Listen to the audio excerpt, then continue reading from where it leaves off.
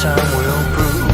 Yes, only time will prove if I have lost my way. 'Cause I hear tell about a heaven in Alberta,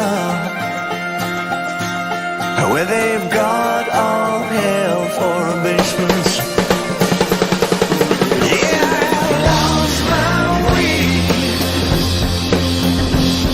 but I hear tell about a heaven in Alberta,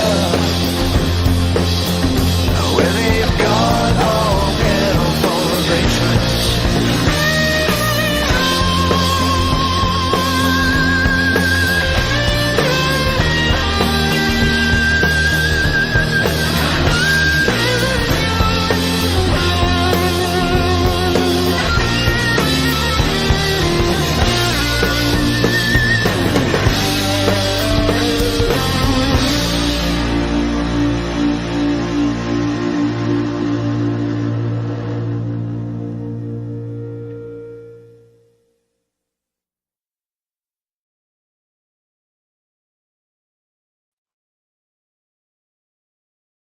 Hi, everyone. Frankie here, New West Reset. Hello. Hello. How's it going? Welcome back. Thank you very much for shooting in and joining a fella here for another live stream. It's the holiday specially, New West Reset Live 45. Old-timey Canadian Christmas. So, joyeux Noël, eh? Happy Christmas to you, and happy holidays, and all that stuff. However you celebrate the season. Thanks for doing a little bit of that celebrating right here with me tonight. Appreciate it. Where are we at? Well, it's Friday, and it's December the 22nd, 2023. Just a scooch, just a titch, a tad. There's 2 titches and a tad. So a tad past 7 p.m. local time, mountain time, out here in Calgary, Alberta, Canada, in Purdy, Alberta. And geez, it was Purdy today. I went to, I think, plus 10 Celsius or something crazy like that. Just 50-ish Fahrenheit. I'm like, really? It's the end of December. Normally it's about minus 20. So okay. Still a bit of snow, in the areas that don't get a lot of direct sunlight. Still a bit of snow, still a bit of ice, but it's just the ambient air temperature during the day is making quick work of that. But with that said, we're supposed to get some snow tomorrow, which will be Saturday the 23rd. So, and I'm not going to have a brown Christmas here in Calgary. That'll be nice. We'll have a white Christmas. Dusting of snow for the holiday season seems appropriate, at least for, us in North America and in Canada, most especially, right? It's pretty much everywhere gets snow at Christmas time or this time of year, the holiday season, except for maybe a few spots in British Columbia. Anyway, how you doing? How are you? Thanks for joining me here. Thanks for kicking off your weekend with yours truly. Give me a little shout in the chat there. Let me know there where you're coming from in the box. Say hello. In the meantime, my pal Bill is here. William Pals, welcome. Good to see you. Happy holidays to you. Marit from Hidden Plain Sight in the box. Merry Christmas. Welcome. Terry's here. So there's going to be some shenanigans with Terry in the box. I'll play. Good shenanigans is what I mean. Howdy, Phil. Welcome. Good to see you. Unacceptable Living in left field. Hello. Welcome. Cousin Vinny, there he is. Hey, how you doing? How you doing there, Cousin Vinny? Good to see you. Good to see you, buddy. Happy holidays to you. Gotta have Cousin Vinny. So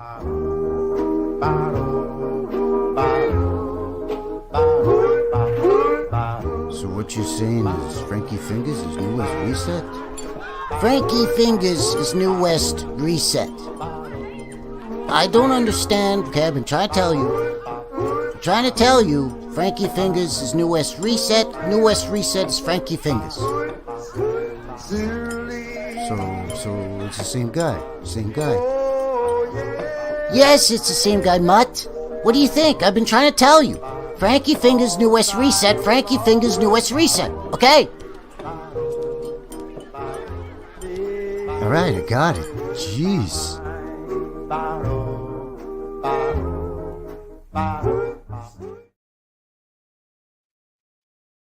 Isabella, live 2.0. Welcome.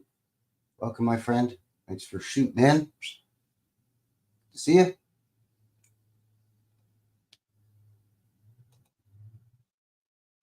So do you have snow where you are? Anyone up there? It's funny, I was chatting in the comments with Marit, hidden at plain sight, on one of her previous uploads. Because I forgot, or was it on one of my previous videos? I can't remember. Anyways, I forgot, I sort of forget that the Netherlands doesn't really get super cold and get a lot of snow, right? And Marit's saying, yeah, I'm not really going to get a white Christmas, no snow here for like as far back as she can remember, basically. And I'm like, oh, yeah, that's right, I forget. We got tulips that grow over there, you know, so can't be that cold. No snow in northern Illinois. Really? Huh. And no snow in Scarborough, Ontario. Really? No snow in Ontario? That's shenanigans are warming by the fire for later. There you go. Oh, thanks, Bill. Thank you very much. Yeah, you know, gotta be festive. Gotta be festive. You know, got a little Christmas candle and a sample of what we're going to be talking about here tonight.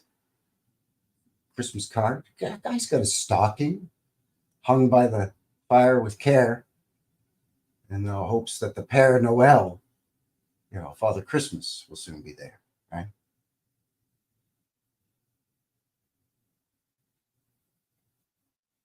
Okay, there's snow in Idaho. Oh, okay. There you go. There you go. All right. All right.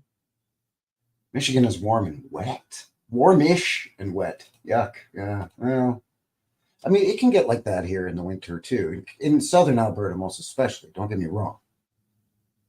Right? We could get 2 feet of snow, and then we get those Chinook winds that blow in, and it's warm, dry air, and it melts all the snow, and then it's mucky and slushy and muddy everywhere. Right? Not mud on the paved roads, right? On the blacktop streets, but in the back lanes and the back alleys and stuff, it gets all mucky. And, you know, if it's a paved surface and it's got a pothole, it's just a mud puddle. And it does get kind of gross. But then, oh, you know, then the Chinook winds subside and it goes back below zero and everything freezes and all that slushy stuff freezes rock hard. Oh, that's nice to walk on. That's fun. Yeah. I'd rather walk on hot coals. Get those out of here now.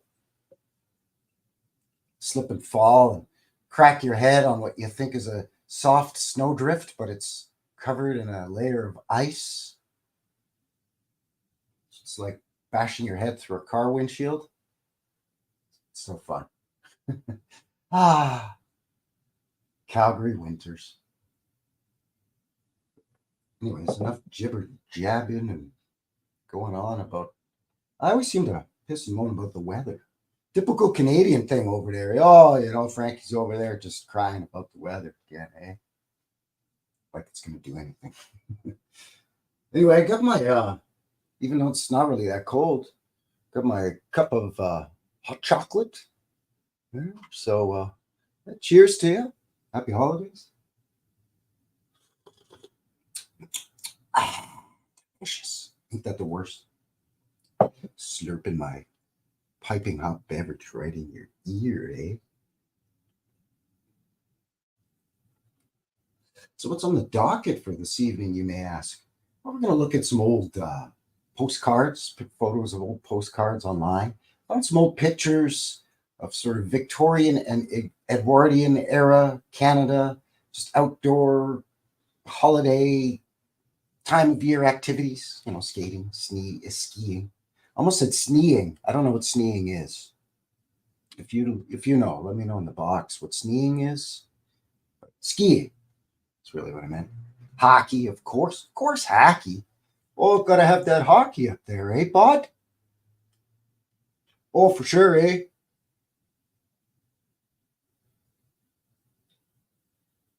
And I found some interesting stuff when I was looking at online interwebs, on the beep boop popping, beep beep beep boop boop machine, looking at the goggles,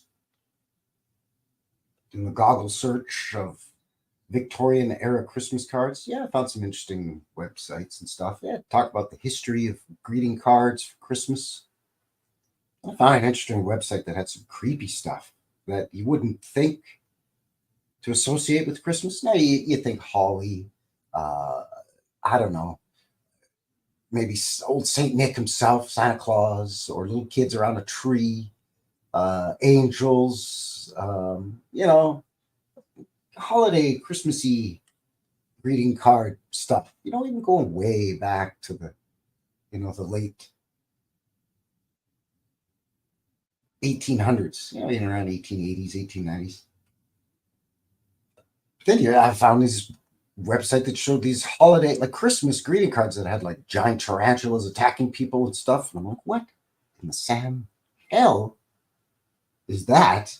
First, and B, what does that have to do with Christmas?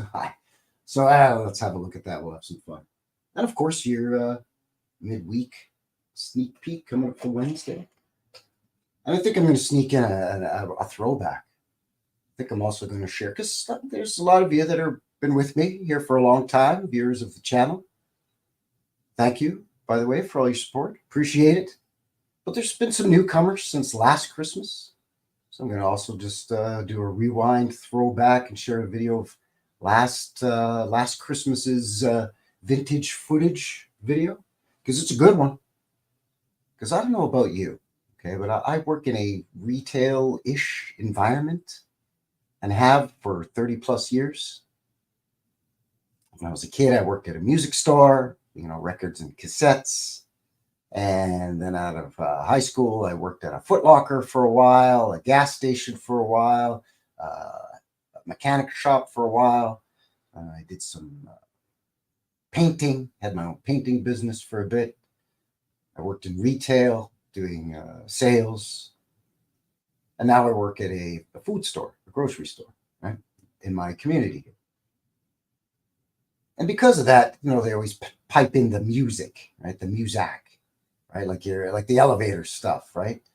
Well, depending on where you are, like the stuff they pipe in the mall when you're just walking through the mall to do your shopping or go to the bank, or stuff you don't do online, whatever, right? So you get to hear the same Christmas carols starting December 1st for the entire 25 days, well, 24 days, really, all day while you're at work, 5 days a week, right? And the first few days, it's good, right? Because you only hear it that one time a year, right? So you hear, like Bing Crosby and Burl Ives and whatever, right? And some of the new stuff, right? Here in Canada, we get the Canadian content stuff. Brian Adams doing Run, Run, Rudolph, which if I hear again, I'm going to jump in front of a city bus. But that's a whole other show. And it doesn't take long before it starts to grate on your nerves. And I like Christmas. Yes, poor bastard. Yeah, I like Christmas. I love the holiday season. Personally, in my family, we're not super religious or anything, but we always practiced this time of year as Christmas, right?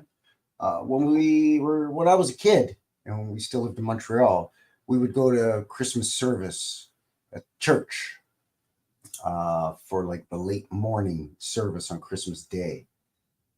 But that was mostly because my parents were pressured by my grandparents. Yeah. And for us kids, it wasn't bad because we would just be, you know, in the adjacent little building with Sunday school, and it was basically a kid's Christmas party.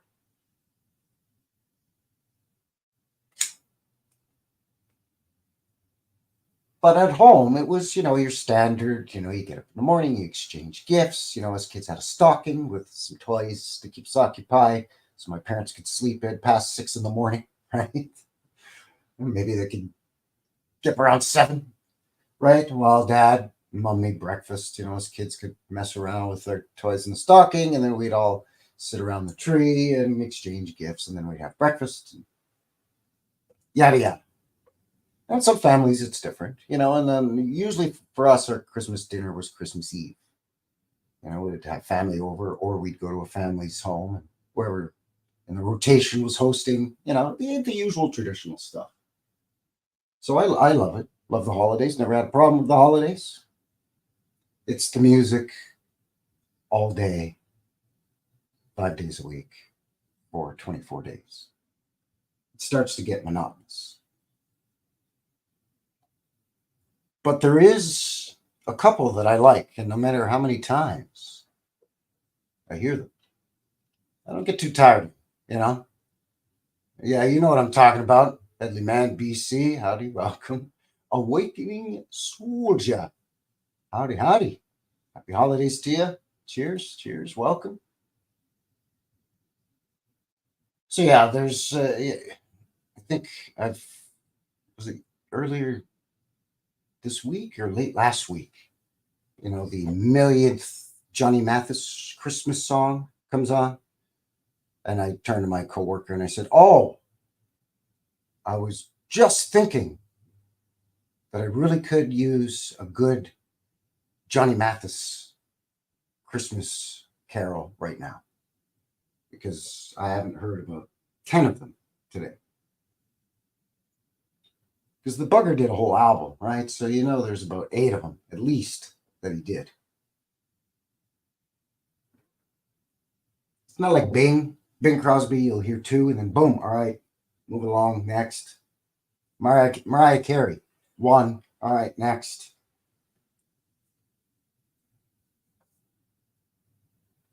No, Johnny Mathis, for some reason, he went crazy on it.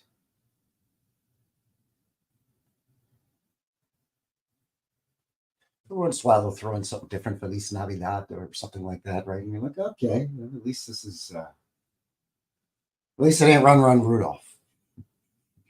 But, as mentioned, I do actually have one that I like. And this is my my Christmas video, vintage footage midweek video from last Christmas. Turtle! Happy Turtle, welcome. Happy holidays to you. So yeah, let me share that one because it's a good tune, and it's got some nice video footage of the Santa Claus parade here in Toronto, Canada, from I believe 1930. I don't remember. Doesn't really matter. But anyways, yeah, this is from last year. It's from 1920. My mistake. Santa Claus parade, Toronto, Ontario. 1920, and this is a good Christmas tune. There we go.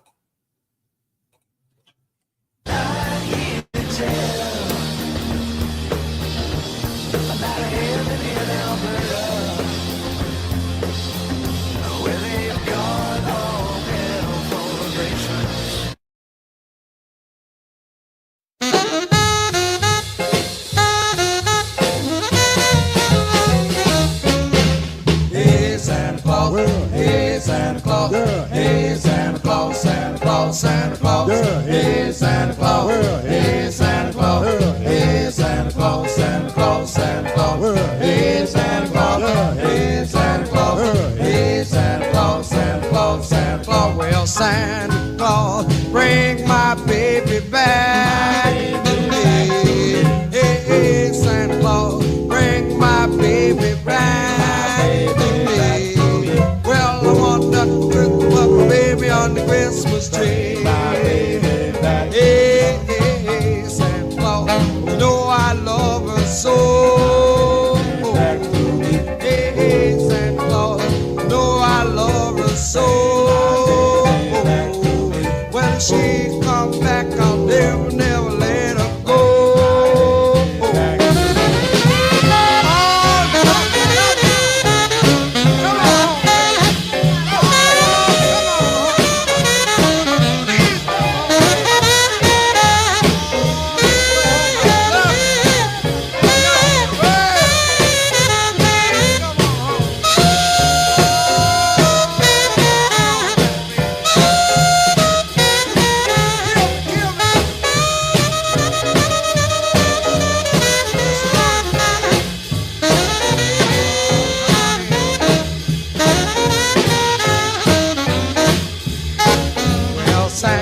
Claus, you know I love her so. My baby back to me. Hey, hey, Santa Claus, you know I love her so. My baby back to me. When she come back, I'll never, never let her go. My baby back to me. Hey, hey, Santa Claus, hey, Santa Claus, hey, Santa Claus, Santa Claus, Santa Claus, hey, Santa Claus, hey, Santa Claus, hey, Santa Claus, Santa Claus, Santa Claus, hey, Santa Claus, hey, Santa Claus.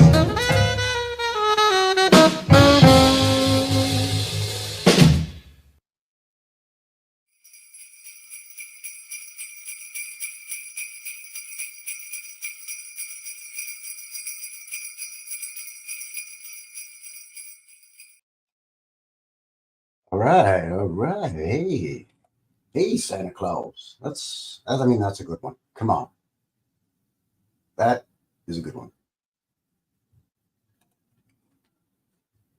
Yeah, I was just going to point that out, right?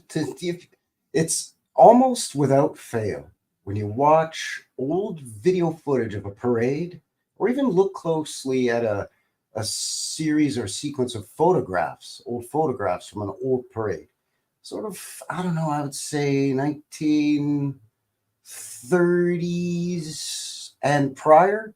There's always people up in a tree or hanging out on the roof of a building or perched precariously off the roof of a building. Roof. You know what I mean. It is a good tune. Yeah. See, I could hear that 50 times in a row. I do agree with Terry though earlier.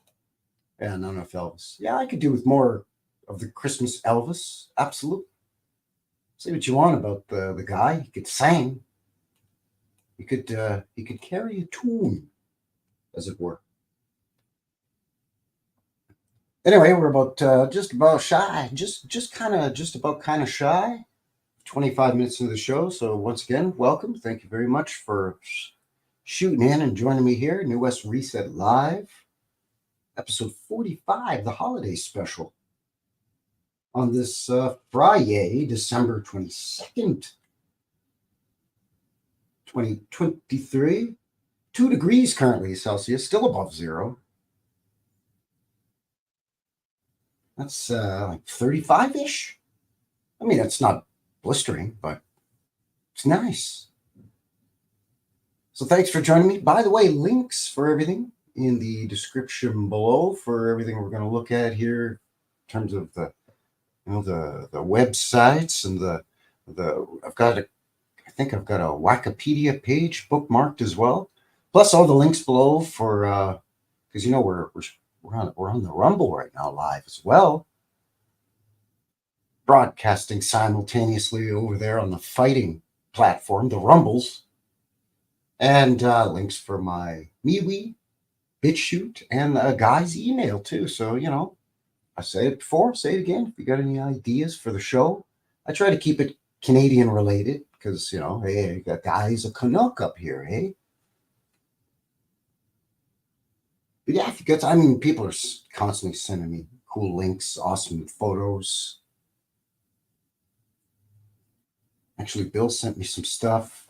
Bunch of you have sent me some stuff. George has sent me a bunch of stuff as well. Anyways, we just had a look at last year's Christmas midweek upload of vintage footage. Even had the old opening on it. the old graphic at the beginning, the old intro. Which I don't know. I hung on to that old intro just to, you know, if I ever felt sentimental, nostalgic. So I figured we'd start with maybe the Santa Claus parade. I think that's maybe where we'll use as a good jumping off point because it's I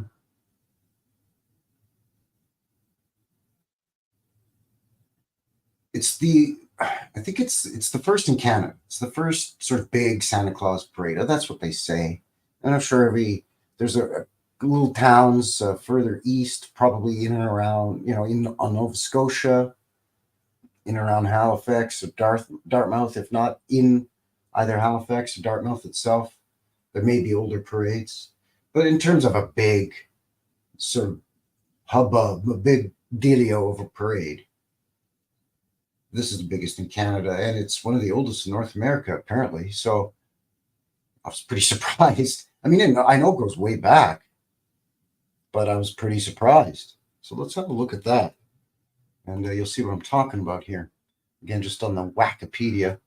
Hello. So the Toronto Santa Claus Parade. The Toronto Santa Claus Parade, also branded the original Santa Claus Parade.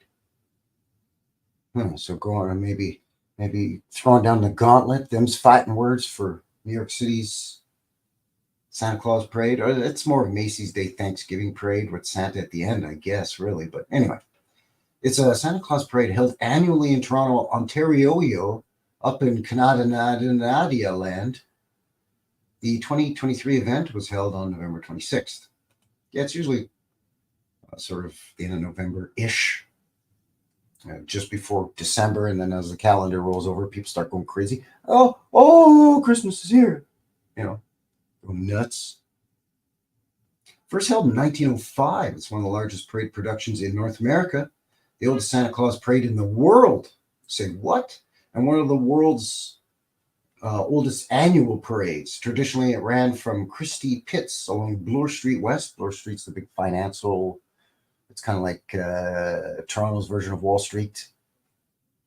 And then south through downtown Toronto, or as we say, Toronto, before terminating at the downtown Eaton store, later the Eaton Center, at Yonge Street and Queen Street, major intersection. Queen Street was the home of many broadcasting companies out of Toronto, including Much Music, Canada's version of MTV. Since Eaton ceased its sponsorship of the parade in the 1980s, you chintzy bastards. Well, they went out of business, so I guess what are they going to do, right? They closed up shop. It has instead terminated at St. Lawrence Market. Its current route is almost 6.3 kilometers, about 4 miles. By tradition, the parade concludes with the arrival of Santa Claus. Yeah, no kidding, considering it's the Santa Claus Parade. I would hope that it wouldn't end with Felix, although it's always good to see Felix the cat, is it not? So the idea originated from an earlier promotion by the Eaton's chain of department stores. I think that's Canada's second oldest chain of major department stores. Excuse me. Beg your pardon. And have a sip of the hot chocolate here. Cheers.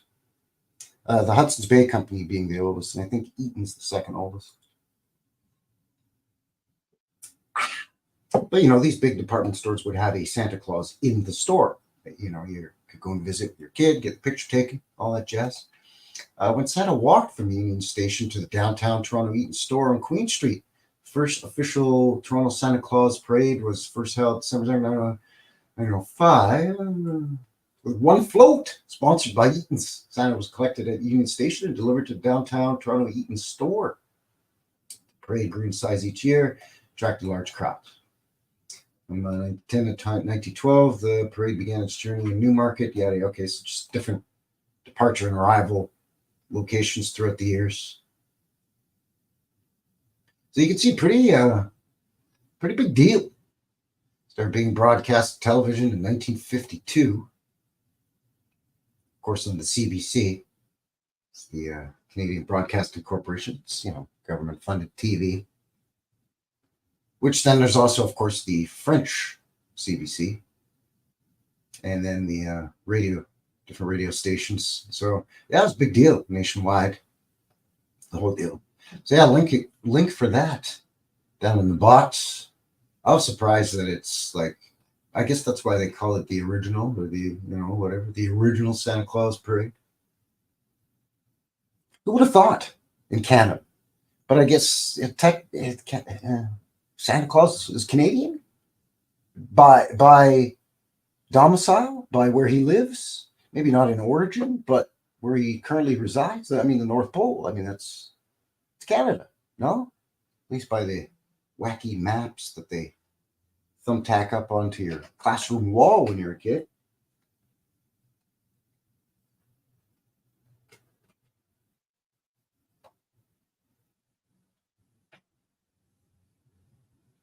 So let's see what else we have here. Let's do it. But yeah, I was like, wait a second, you gotta be kidding me. It's like the Santa Claus parade, and it's in Canada. I would have thought, New York or I mean, I don't know.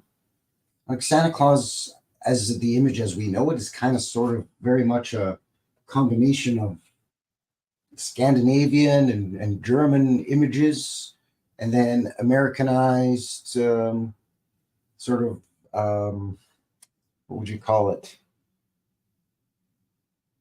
Um, Sort of advertising friendly focus. The image was very much cemented as the popular modern image that we think of with Father Christmas or Santa Claus, right? The red suit, the fat guy with beard, and comes down your chimney, and he's got the flying reindeer for some reason. I mean, yes, there are reindeer, or what we call caribou, up here in Canada, up in the north, up in the North Pole. But I've seen them lots of times, They don't fly there, bud. I don't know. I don't care what magic corn or whatever the story goes. They used to feed them, make them fly. Maybe they used to feed them something else to make them fly. Anyway, I found this, of all places, from the city of Woodstock, but it's from the Museum of Canadian Christmas Cards, which I didn't know there was such a thing. At least not a museum. Maybe it's an online museum. But anyways, links for this in the description as well. City of Woodstock.ca. So Woodstock, Ontario, maybe? Maybe it's not Woodstock, New York. I don't know. Yeah, Father Christmas festooned in pure capitalism. And they say, Coca-Cola gave him the red suit and all that. But no, I mean, going back to, again, to the Scandinavians, he wore like fur-trimmed suit. It was like a red cloak, hooded cloak that had white fur trim. But then I think in Germany, maybe it was, he wore green. I don't know. But yeah, it's a mishmash, right?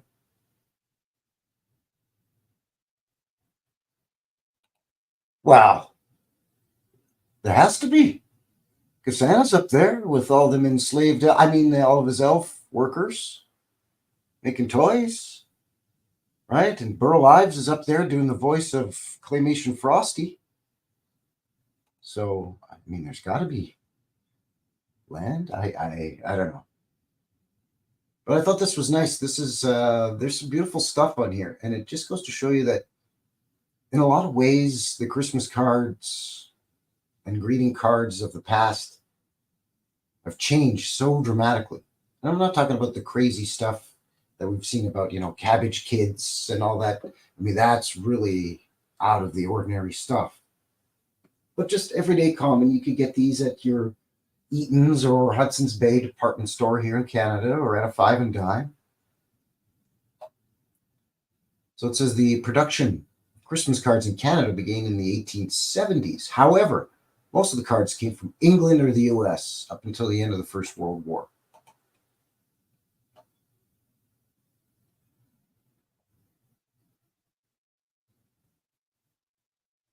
I don't know. It's you see a lot of familiar themes that you still see today, but there's still a lot of things that have changed. The artwork's much more, a product of its time, right? This is 1905 from Germany. For old time's sake, Christmas. Happy Christmas, December 25th. Oh, there you go. Yeah, you can do some birds and some, again, you got holly or whatever. A really jolly Christmas with some frightening elves. Why is this elf showing us his tokus? I don't know. It's fine, I guess. Early Canadian cards featured simple adaptations of artwork by Canadian artists such as Cornelius Krieghoff, William Henry Bartlett, and Edmund Joseph Massicotte, and Henri Julien, and depicted scenes of winter activities or sports. Of course, got to show us Canadians outside doing winter sports, ice skating, hockey, sledding, horse-drawn sleigh. By the way, I've never heard of any of these Canadian artists except for William Henry Bartlett. Le Mardi Gras à la Campagne by Edmund Joseph Mazicotte.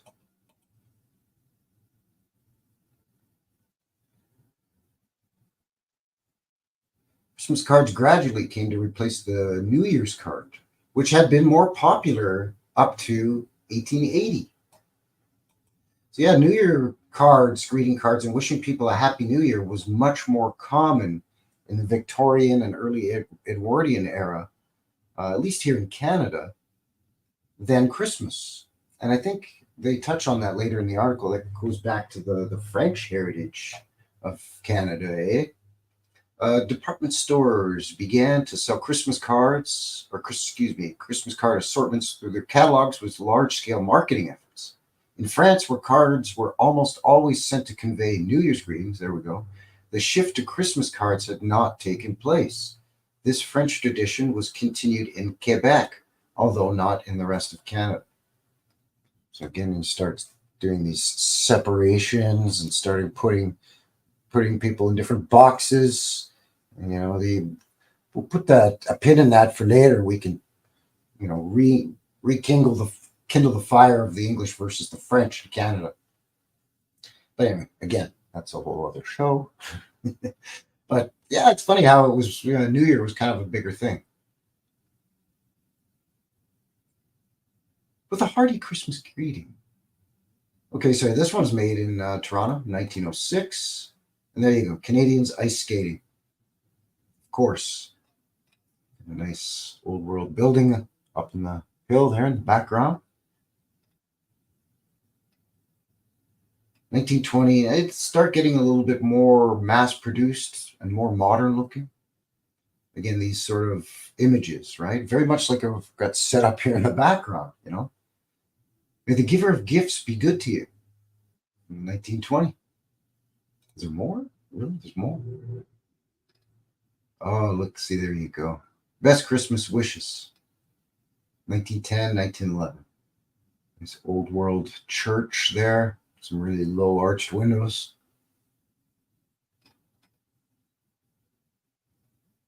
Yeah, these look like paintings, actually. This poor bastard. He looks like he's going fishing. Get inside and start a fire and get warm. There's no smoke coming out of the chimney. You're going to freeze out there, buddy. Most Christmas card imagery has changed little since the early cards. Festive scenes, snowy landscapes, candles, bells, flowers, wreaths, and mistletoe are still popular today. Cards also featured Christian imagery, including crosses, angels, churches, and nativity scenes. But the depiction of Santa Claus, also known as Father Christmas or Père Noël, Sinterklaas, and Saint Nicholas, has morphed over time. Since Christmas cards in Canada came from England, Europe, or the US up until the 1920s, the depiction of Santa Claus could vary greatly. So the children in Canada got confused, eh? Who's that weirdo with a donkey pulling his crappy sled, which looks like just he made it himself out of an old rocking chair? Who is that, Mommy? That's Santa Claus. Get out of here with that. That ain't Santa Claus. Who's this burglar with a cloak escaping out of the window with all of our Christmas goods? No, he's bringing them in. That's Santa Claus. It doesn't look like Santa Claus. Who's this guy in the white whipping this poor caribou? And who's this weirdo kid? Oh, that's Santa Claus. Oh, this is Santa Claus, the right jolly old elf. Oh, there he's in green again. Christmas postcard with Santa in green suit with white fur trim, 1915.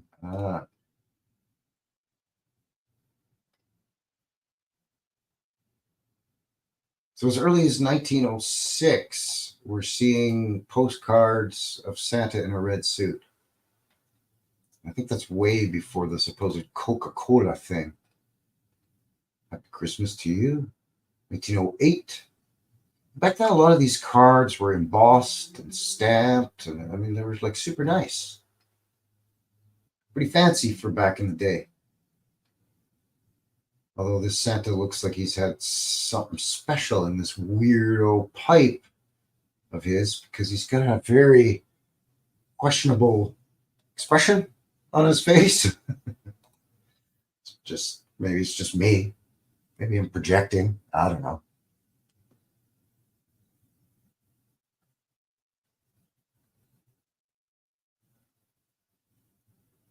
But I found another interesting website here, and this just gives us a quick breakdown, sort of the history of Victorian tradition of Christmas cards.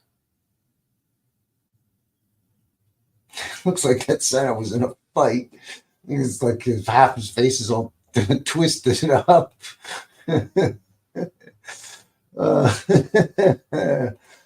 that's hilarious.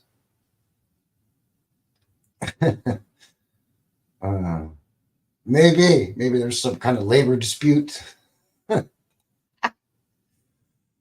Well, yeah, there's definitely some aspects of that as well. And it's very much, you have to, again, as I said at the top of the show, however you choose to observe the holiday season, right?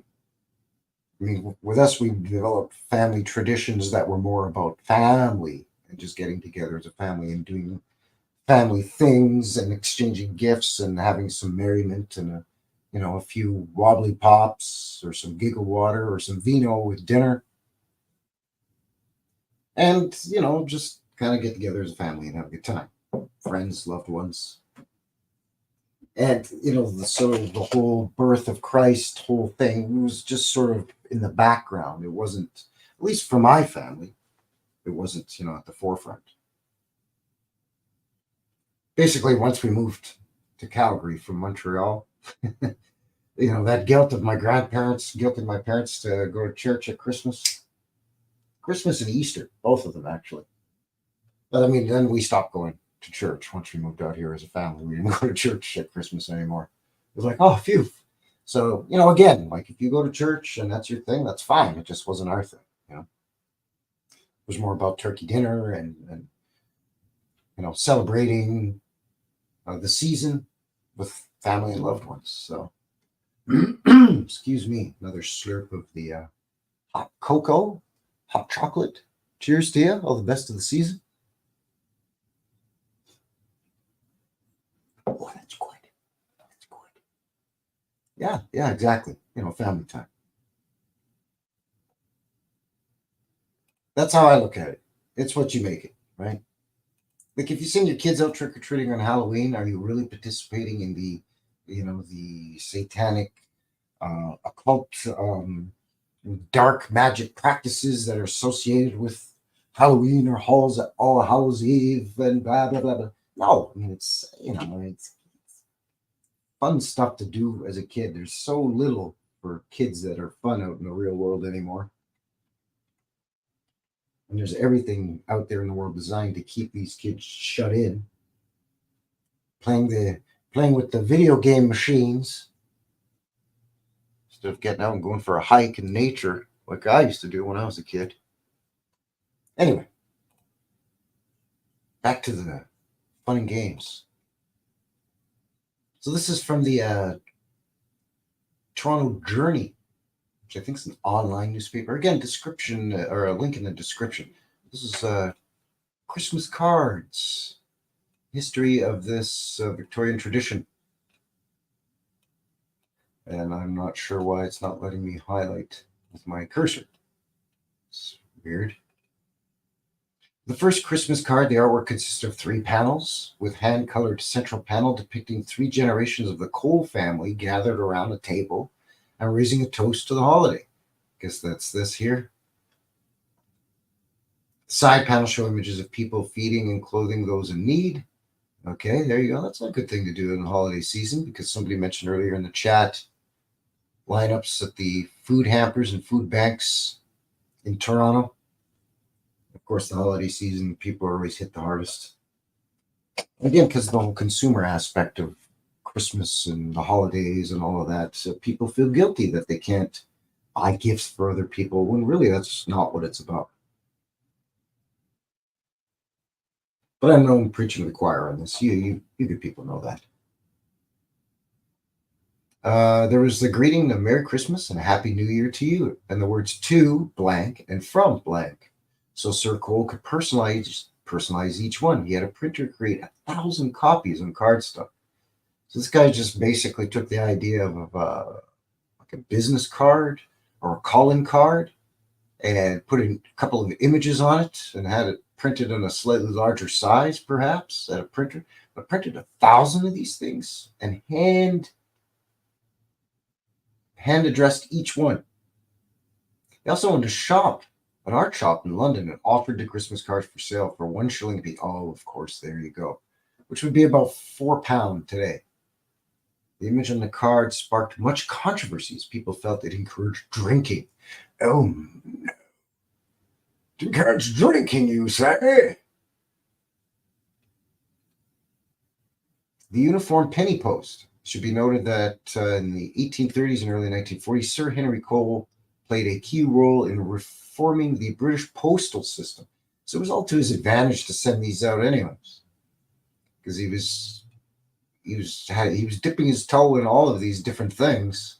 So he's basically just self-promoting. He was just the Christmas greeting card version of P.T. Barnum. I don't know. Does that make sense? Should be noted. Oh, sorry, I read that part. As the idea of Christmas cards gradually caught on, other artists and printers began creating their own versions. In the Victorian era, seasonal greetings were quite different from what we see today. While modern greetings typically feature winter, holiday, or religious scenes, those from the past could be whimsical, odd, or even morbid. Yeah, well, I've got something in store for that later on in the show.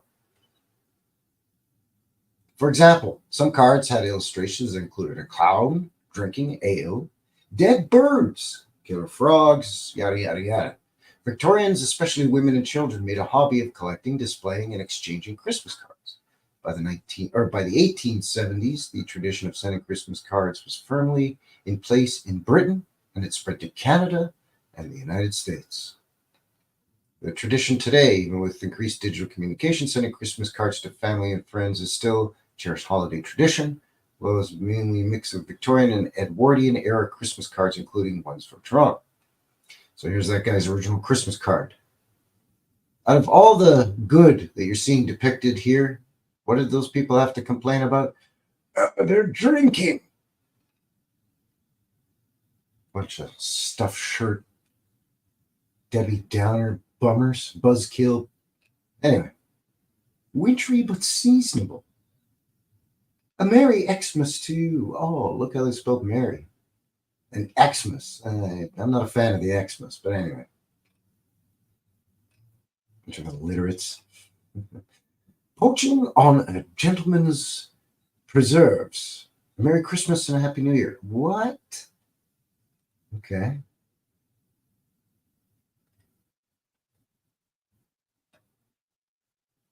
Father Christmas, his procession. Christmas comes but once a year, and when it comes, it brings good cheer. But he's got a pretty sinister grin on his face. This kid looks a little bit terrified. He's riding a giant duck, by the way. It's weird, man. Bunch of fighting stray cats. Yeah, happy Christmas. Yeesh. Going to the pantry. What? Okay. The lyrics and the music to going to the party. Excuse my. Jeez. See, and I called the people earlier a bunch of illiterates. And that's what I get for my cheekiness.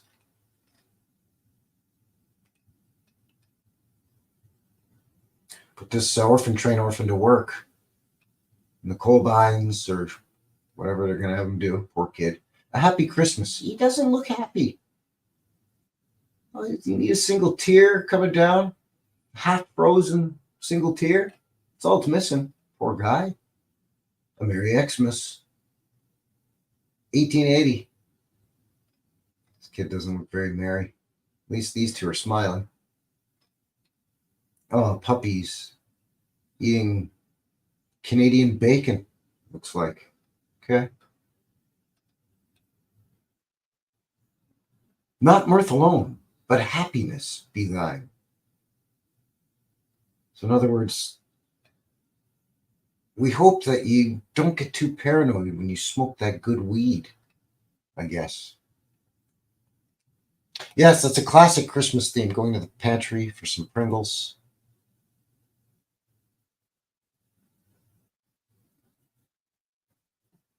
Played trumpet in your Christmas concert at school? That's pretty cool, man.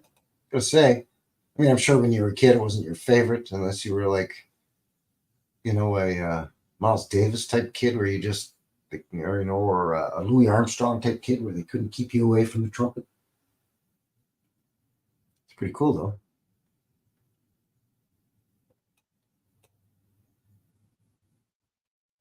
Toronto PO employees annual greeting to their friends everywhere. That's the crappiest season's greetings. Compliments of the season. Here's a picture of the globe Earth with a bunch of mail flying around it. What? Okay. That's Toronto Post Office employees. I guess your postman would drop this off in your mailbox. Let's see. Friends everywhere. Yeah, probably. Up until maybe 20 years ago, you could get milk delivered at your house in the little town my parents live in. Right? The milkman would come and deliver milk. And then the postman would come to the door too, right? And now there's a mailbox at the end of the street, and you go and you get your own mail. But back in the day, you had the postman deliver the mail and the milkman deliver the milk. My mom used to leave Christmas cards for the postman and the milkman, as well as home-baked Christmas cookies. And this isn't that long ago. This is like right around 2000-ish. Maybe late 90s. Like, people don't do that anymore. But your frogs with umbrellas, I have no idea. I guess they're wearing Santa Claus boots. So may good luck be in store for you when least expected, like Cinderella. That's a depressing Christmas card.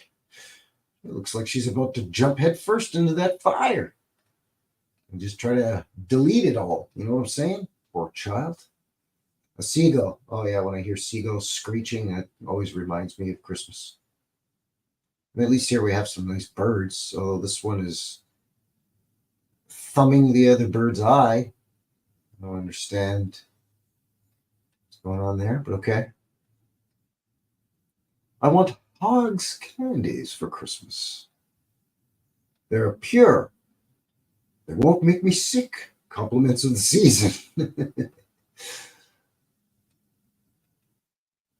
Season's greetings to you. Hey, you want to not get sick during the holidays? Eat our candies. What a fine sentiment. The dairyman who keeps the cow with tail made of cast metal. What? Makes milk of chalk. And this is how clown chalks him up for cattle. What in the hell are you talking about? Moving on. Peaceful and happy Christmas. Okay, there you go. Some more child laborers, more orphans doing work. I mean, all you have to do is replace these trees in the background with a factory, and they're just sweeping up the factory floor during the Industrial Revolution. You know what I'm saying? Poor kids. Never mind, Timey. Tear more your sails, worlds, and your don't get stuck. See, what? 1890. Never mind, Jimmy. Tomorrow you'll sell worlds and you won't get stuck. See, I guess. Wow. Merry Christmas. A lot of newspaper and mail themed greeting cards. If ever you make a lucky hit, be sure you make the best of it. This kid's wearing devil horn suit. It's nice. Kids wearing carrying a dead blackbird. What in the hell is going on? Compliments of the season with from Medusa. We're wearing a Japanese kimono? I don't know. 1900. There's another one from 1900. Wishing you a very happy new year. Poor kids are having to drag this giant log out of the muck. But at least they're happy. We'll be able to burn this and keep warm tonight. And who knows, maybe we'll get lucky and find a squirrel in here. And get something to put in the pot for our Christmas dinner. There you go. That's typical Canadian. It's a lady feeding a deer. There you go. Maybe she's feeding her some of those candies. I mean, it won't make the deer sick. So, you know. Hogs candies. It's not even an appealing name for a brand of candy. Happy may thy Christmas be. Goats. Yikes. Goats are creepy. Ontario Parliament Buildings, Toronto, Canada. With the season's greetings and best wishes for the new year. 1904. Before the Parliament building burnt down, supposedly, and they built another one. Although this could just be another set of buildings in a whole complex of buildings on Parliament Hill, and they're just trying to fool us. There's the Father Christmas in green, 1905. See this there you go. A Merry Christmas. Kids dancing around a Christmas tree. Okay, that's nice. 1905 seems to really start to be a little bit more, you know, the Santa and people actually having a Merry Christmas instead of sitting in a coal mine or dragging stuff out of the woods for Christmas. This kid's getting electrocuted because he's rubbed his feet on the carpet and then touched the doorknob, I guess. Oh, he's just super surprised at his gifts. I get it. Internet person, welcome. Happy holidays to you. Good to see you. Howdy, howdy. Jabberoo Joe is in the box. Yeah, hearing a family screech reminds me of Christmas. Yeah, postmen have to deliver their own cards. That's right. At least when you fill out all those, you know, let's say you still send Christmas cards, you know, a dozen or so. You know, as much as it's as nice as it is and you want to do it, maybe it's kind of a chore to do, right?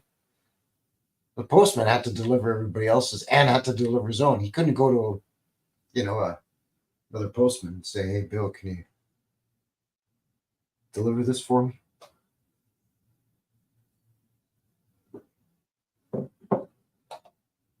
Yeah, newsy, so much child labor. I know before about 1900, it was mudflood kids and crying orphans doing terrible things. Oh, Parliament wasn't in Toronto. That's just where the cards are featured on a Toronto Public Library. But yeah, no, it's Ottawa. Parliament's in Ottawa.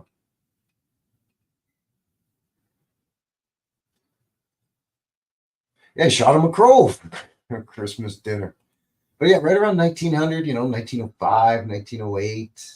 Now you're starting to see more, you know, happy faces doing more Christmassy things. Like here, they're building a snowman instead of dragging firewood out of the dark woods through the mud and the snow and the slush. Oh, here you go. Here's one here of Uncle Sam and Father Christmas.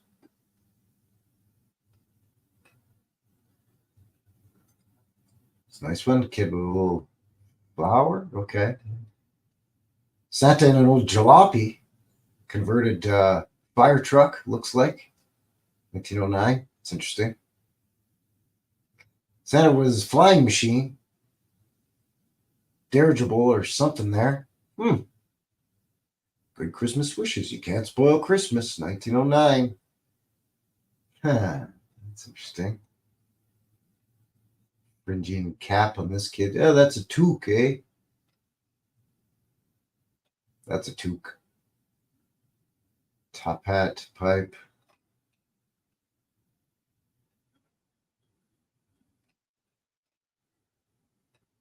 It's a creepy puppet show. The dog standing. This dog looks like he's about to pounce on these children. Run for your life, kids. You're about to have an unhappy Christmas. What in the hell is this? Oh, the little pudding. Best wishes for a happy Christmas. Christmas comes and Christmas goes. May it leave us free from woes. I guess that's supposed to be a Christmas pudding. That is one weird greeting card.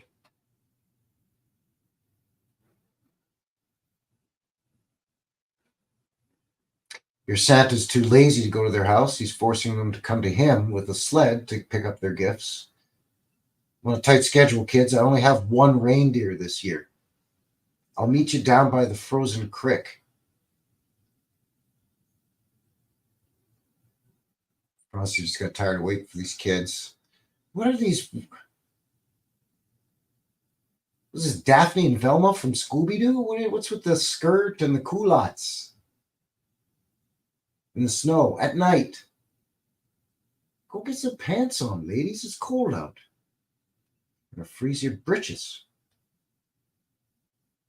Santa's just decided he's had enough carrying a sack of apples, so he's just unloading it all in one house, I guess.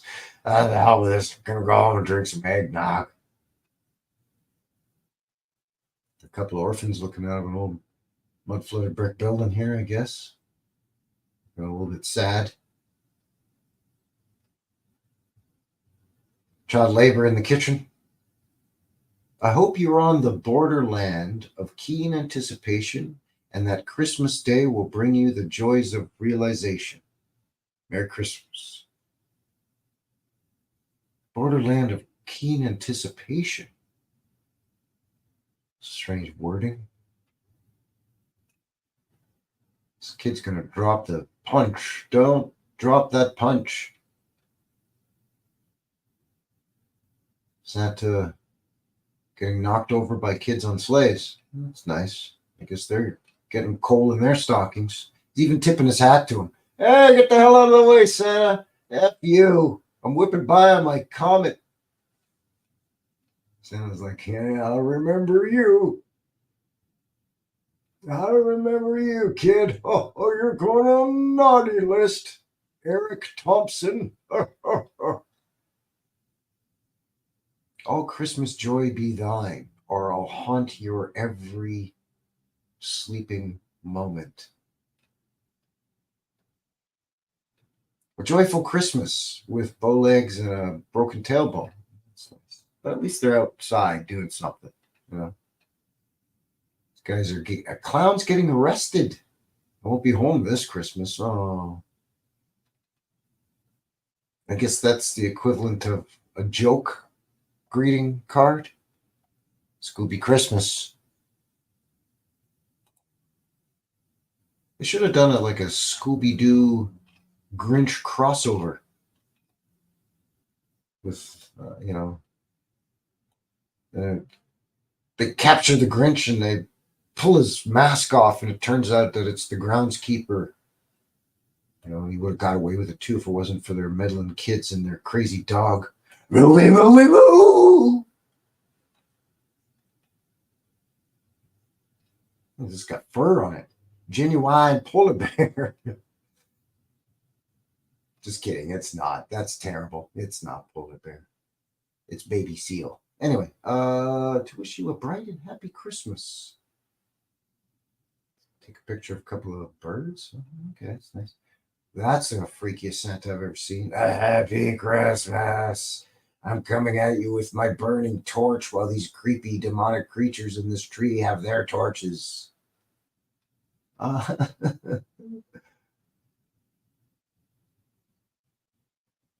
that's right. Thanks for the sled, Santa, as he tips his hat, sledding by him and knocking Santa on his keister.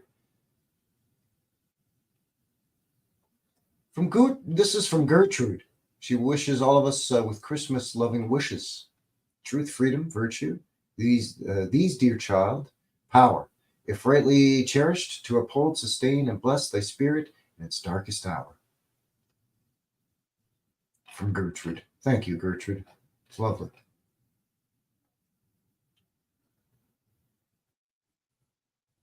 Merry Christmas wish.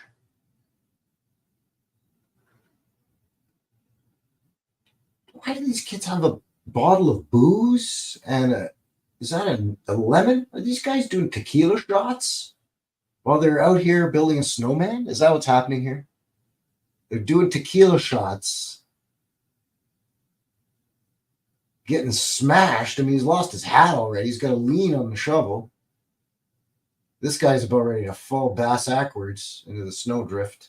He's even dropped his shovel. I can't shovel right now, boys. Huh. Children doing tequila shots while they bludgeon Frosty with shovels, I guess. I don't know.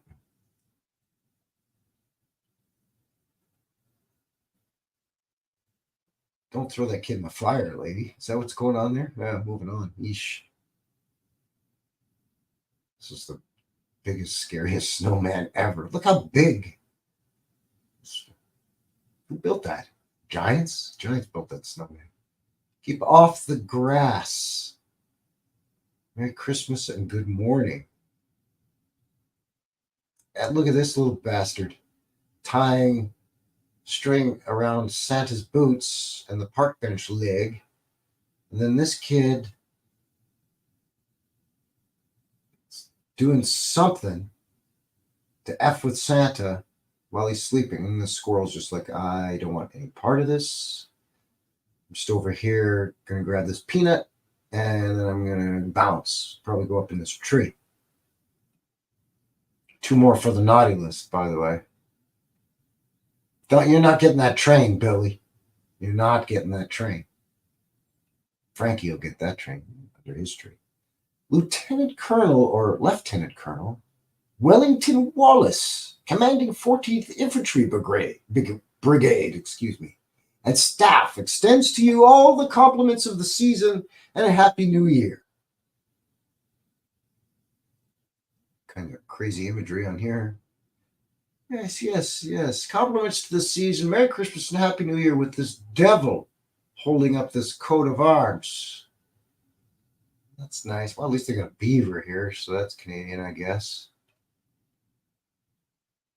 Santa, also, again, a dirigible, 1913 this time. See, Santa knew where it was at. That's what they meant by the flying reindeer. Sleigh, flying sleigh with reindeer. Yeah, Santa's patched out. Yeah, because he was doing tequila shots with those kids.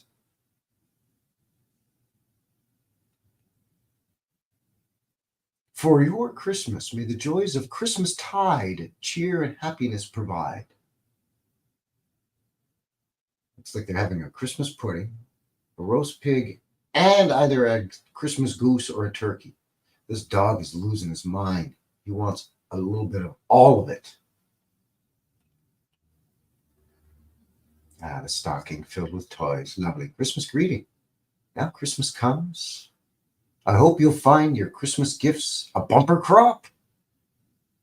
Because we're going to put you back on the work on Boxing Day, back in the fields, kids, where you got to harvest that bumper crop.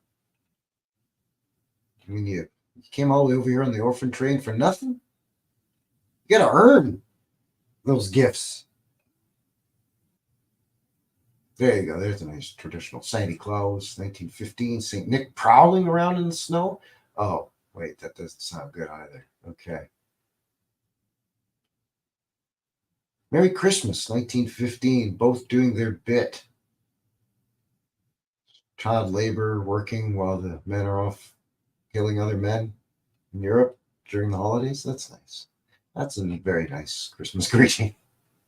Merry Christmas. Don't forget, we're having a war right now. Oh, damn it. Thank you. Oh, reindeer aren't a lie. Reindeer are real, eh? They just don't fly, eh? Santa was just, he had his dirigible. He had his flying machine. That's all. The reindeer are real. They're called caribou. We got them here in Canada, and they have them over in the, Mongolia and up in the Siberia and stuff too, eh? How do you think Santa was able to get them up there in the North Pole?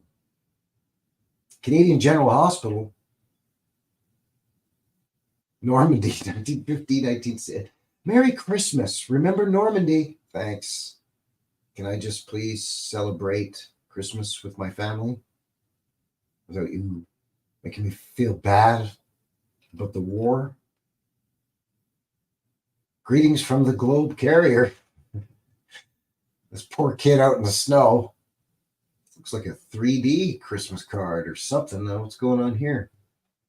Excuse me, newsy kid. I didn't get my 3D glasses with my Canada's national newspaper Christmas greeting card. This one's just simply Toronto. All good wishes for Christmas. Here's a maple leaf and a beaver. It's Canada. Merry Christmas. Bye.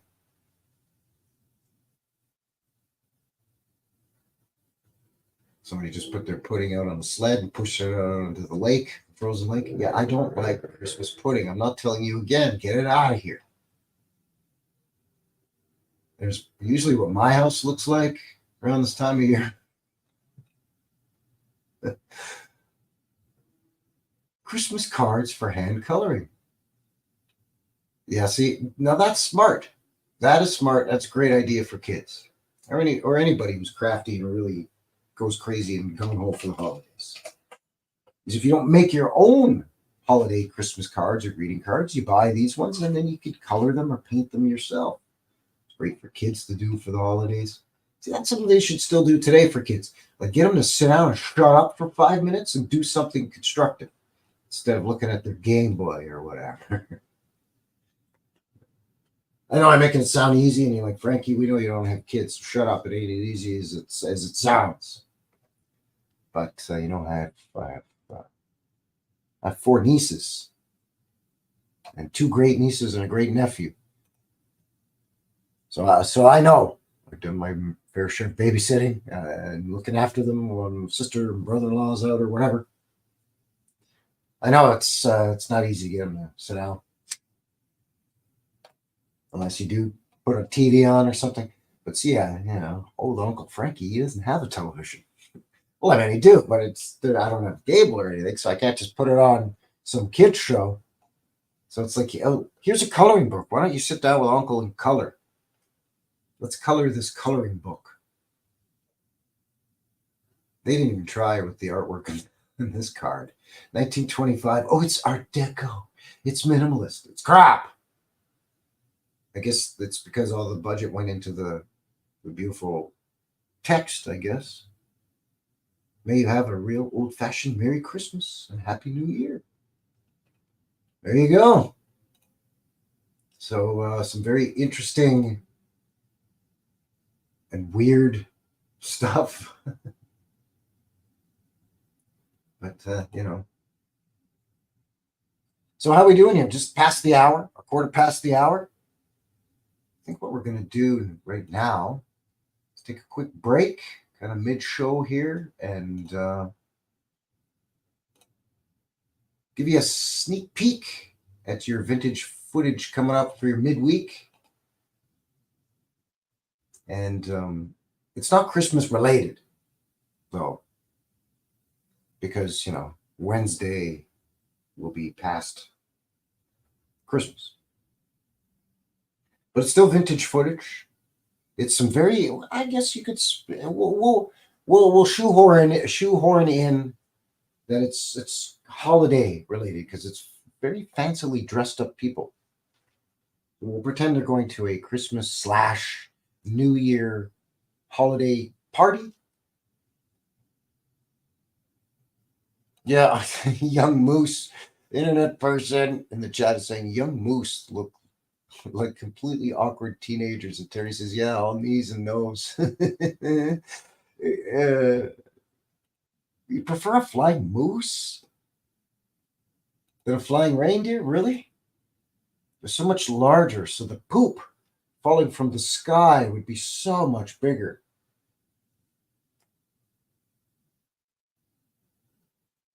I'm not sure why. Like how it ended up being reindeer rather than moose. I guess because of the original origin stories of Father Christmas / Santa Claus / Saint Nicholas / Père Noël come from Europe. So there were no moose. But there are caribou / reindeer. The guy's guessing. I don't know. Because with Santa living in Canada now, he could easily just as easily round up 8 flying mooses instead of reindeers.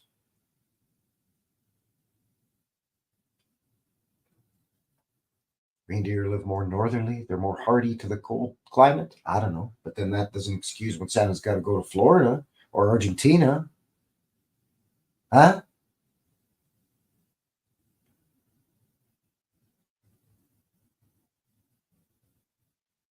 Anyway, let's give you a peek at your sneak peek at your midweek vintage footage coming up this Wednesday. Fancily dressed people from about 1902.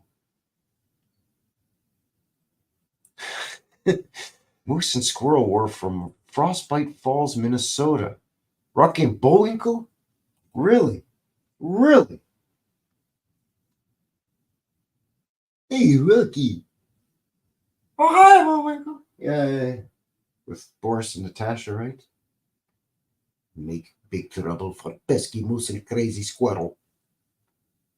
Makes sense that they're from Minnesota. It gets chilly in Minnesota, and there's moose in that area for sure. And flying squirrels. Anyway, quit messing around. I'll give you a sneak peek at your midweek. It's about 4 minutes-ish long. And then we'll come back and we'll have a look at some French-Canadian, Victorian-ish and Edwardian era greeting cards. And then we're going to look at some really weird stuff that has no business being called holiday, Christmas / greeting cards whatsoever. But anyways, here's some fancy dressed folks from 1902. And stick around. Be right back.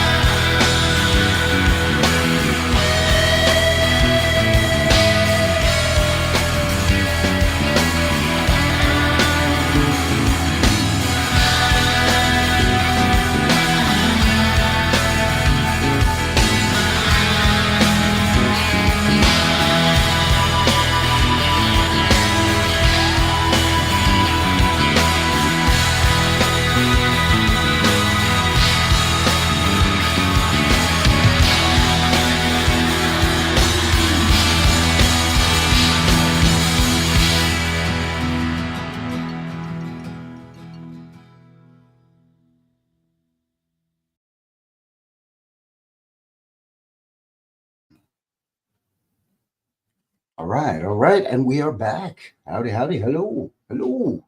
Happy holidays to you. Merry Christmas and happy holidays and all that stuff. Welcome back to the show. Frankie here, New West Reset and New West Reset Live, episode 45, the holiday special. Old timey Canadian Christmas.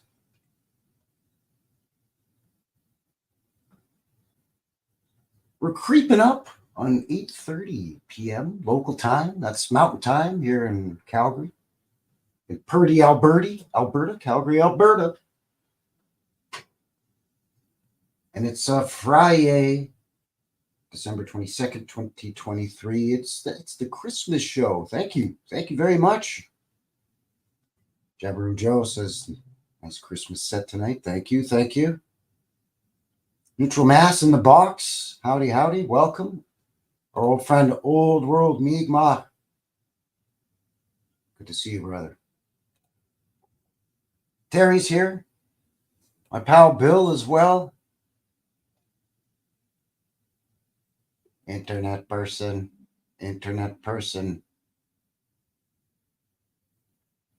Cousin Vinny is here.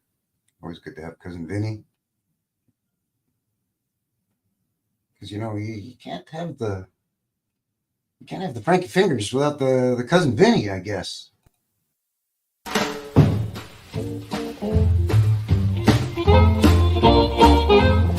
So now you know what I'm talking about with the whole New West Reset thing. No. What? No. What I said about Frankie Fingers. The Frankie Fingers yeah. and New West Reset are the same. Wait, what? Oh yeah, she don't stand no cheating. She don't stand none of that. So welcome everybody. Thanks for kicking off your weekend and kind of kicking in the holiday season with yours truly here. Just gonna have another little slurp of my hot cocoa, my hot chocolate. Cheers, Steve.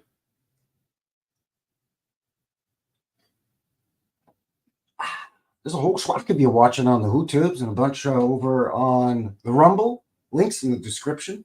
We looked at on the goggle machine. We had a peekaboo at some old-timey Christmas cards and noticed a sudden shift right when you get around 1900, 1905.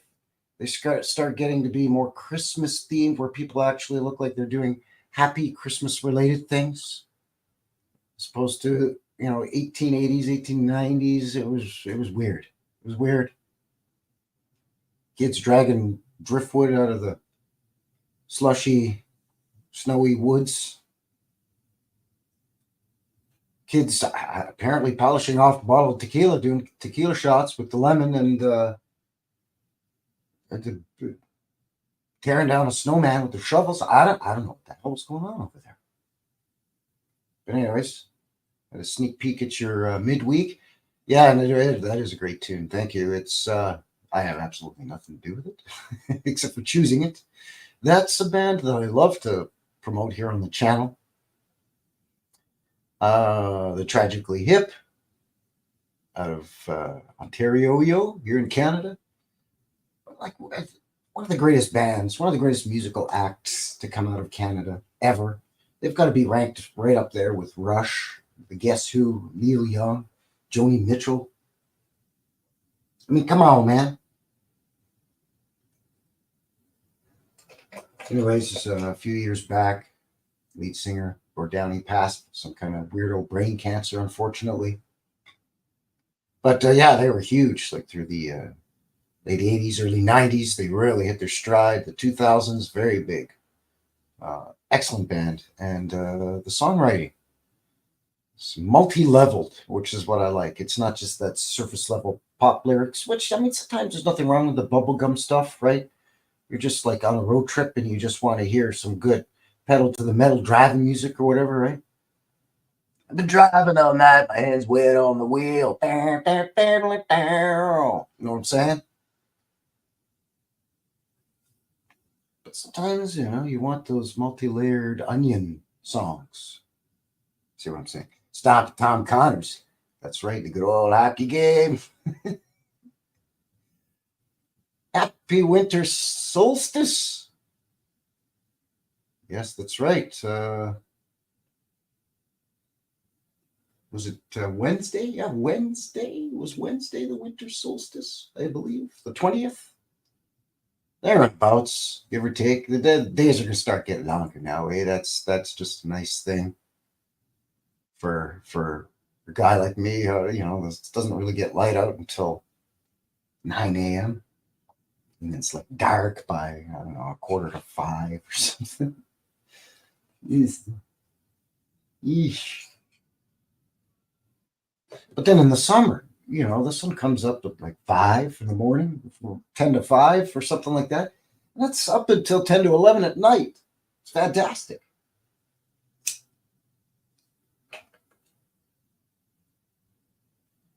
Guy Lombardo and his Royal Canadians, man, you're really throwing out the old timey legends, right? Got to put Gordon Lightfoot in there too. And I'm not even making fun. I like Gordon Lightfoot. Sunday, better take care. I find you've been creeping in my back stairs. Sometimes I think it's a sin. When I feel like I'm winning, but I'm losing again. Siren going by. I hope you don't hear it in the background, but you probably can. No, I don't live in Detroit. I live in Calgary, a relatively safe city, considering the size. 1.7 million-ish in Calgary and surrounding bedroom community areas, give or take.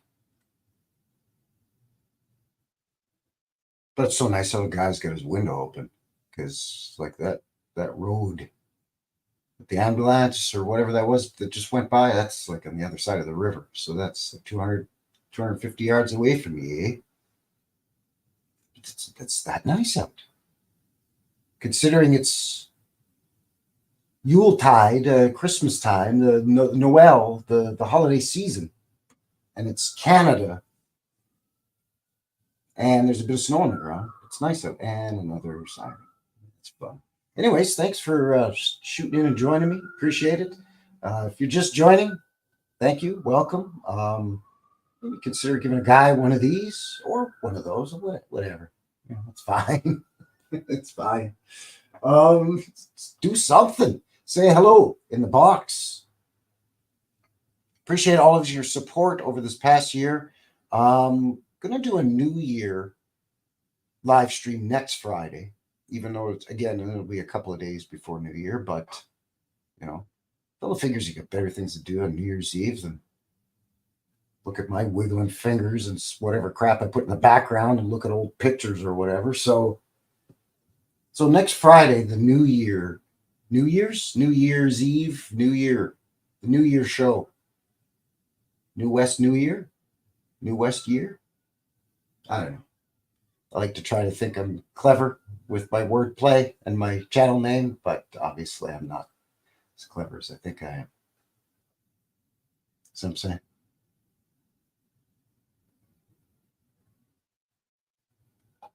Yes, we'll say Merry Christmas to the firefighters. Hello, fire chief is driving by. This time of year, firefighters and paramedics, cops, they get work the overtime. A lot of people we talked about will get bummed out this time of year too, right? So the help phone lines, the 1-800 lines, people that volunteer for that. So that's a way that a lot of people choose to observe the holiday season and give back. Maybe they, I don't know, donate their time or donate clothing or food or, even where I work, we have a food bank drive where we try to fill a city bus with food donations. And there's another organization that fills a city bus with toys. And there's like winter coat drives and stuff. Yeah. Or even just, I don't know, have a bunch of your friends over and just cook a nice dinner and just tell everybody, hey, you know what? It's on me, man. Like, don't even worry about picking up dinner rolls or bringing a bottle of wine. I got you. Come on over and we'll have, I don't know, roast beef or fish or turkey or duck or goose or ham or whatever the hell. Maybe a couple of things.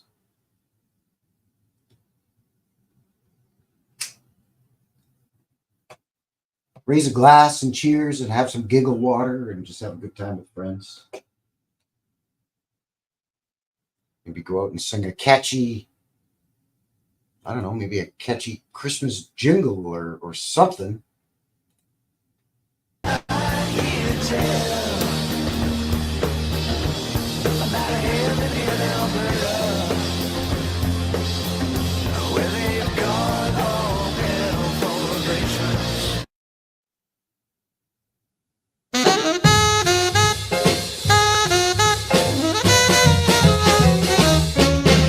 Hey Santa Claus, hey Santa Claus, hey Santa Claus, Santa Claus, Santa Claus, hey Santa Claus, hey Santa Claus, hey Santa Claus, Santa Claus, Santa Claus, hey Santa Claus, hey Santa Claus, hey Santa Claus, Santa Claus, Santa Claus. Well, Santa Claus, bring my baby back to me.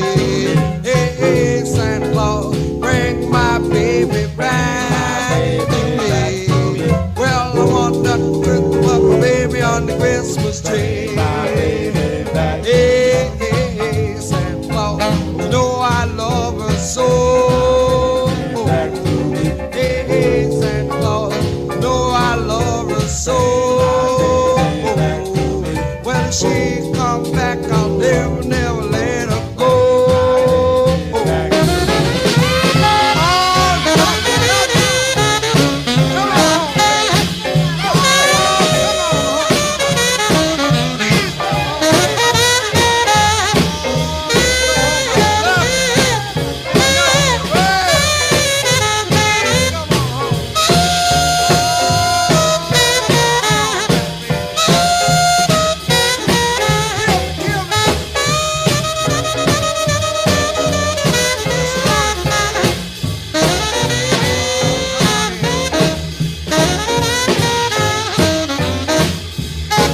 Well, Santa Claus, you know I love her so. Baby, back to me. Hey, hey, Santa Claus, you know I love her so. Baby, back to me. When she come back, I'll never, never let her go. Baby, back to me. Hey, hey, Santa Claus, hey, Santa Claus, hey, Santa Claus, Santa Claus, Santa Claus, hey, Santa Claus, hey, Santa Claus, hey, Santa Claus, Santa Claus, Santa Claus, hey, Santa Claus, hey, Santa Claus.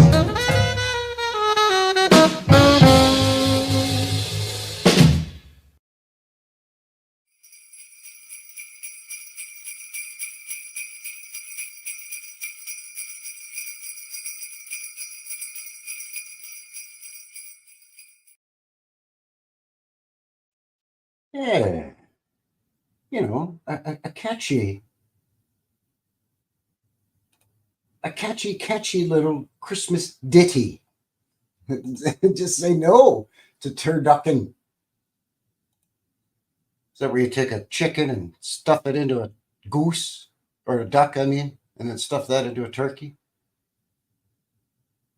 Whoever thought of that is a psychotic genius. You know what I'm saying? Like, not psychotic, like dangerous, but borderline. But also a genius, but not super smart genius, just kind of odd genius. That doesn't make any sense. I don't know what the hell I'm talking about.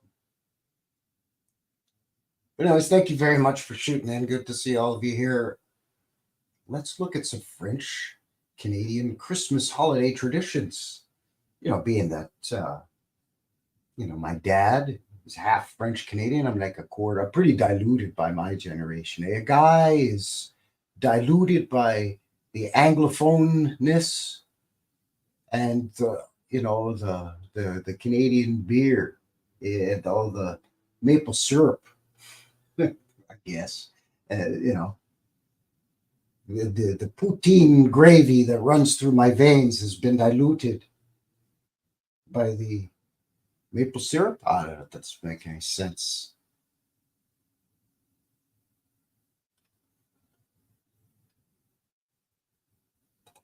But this is from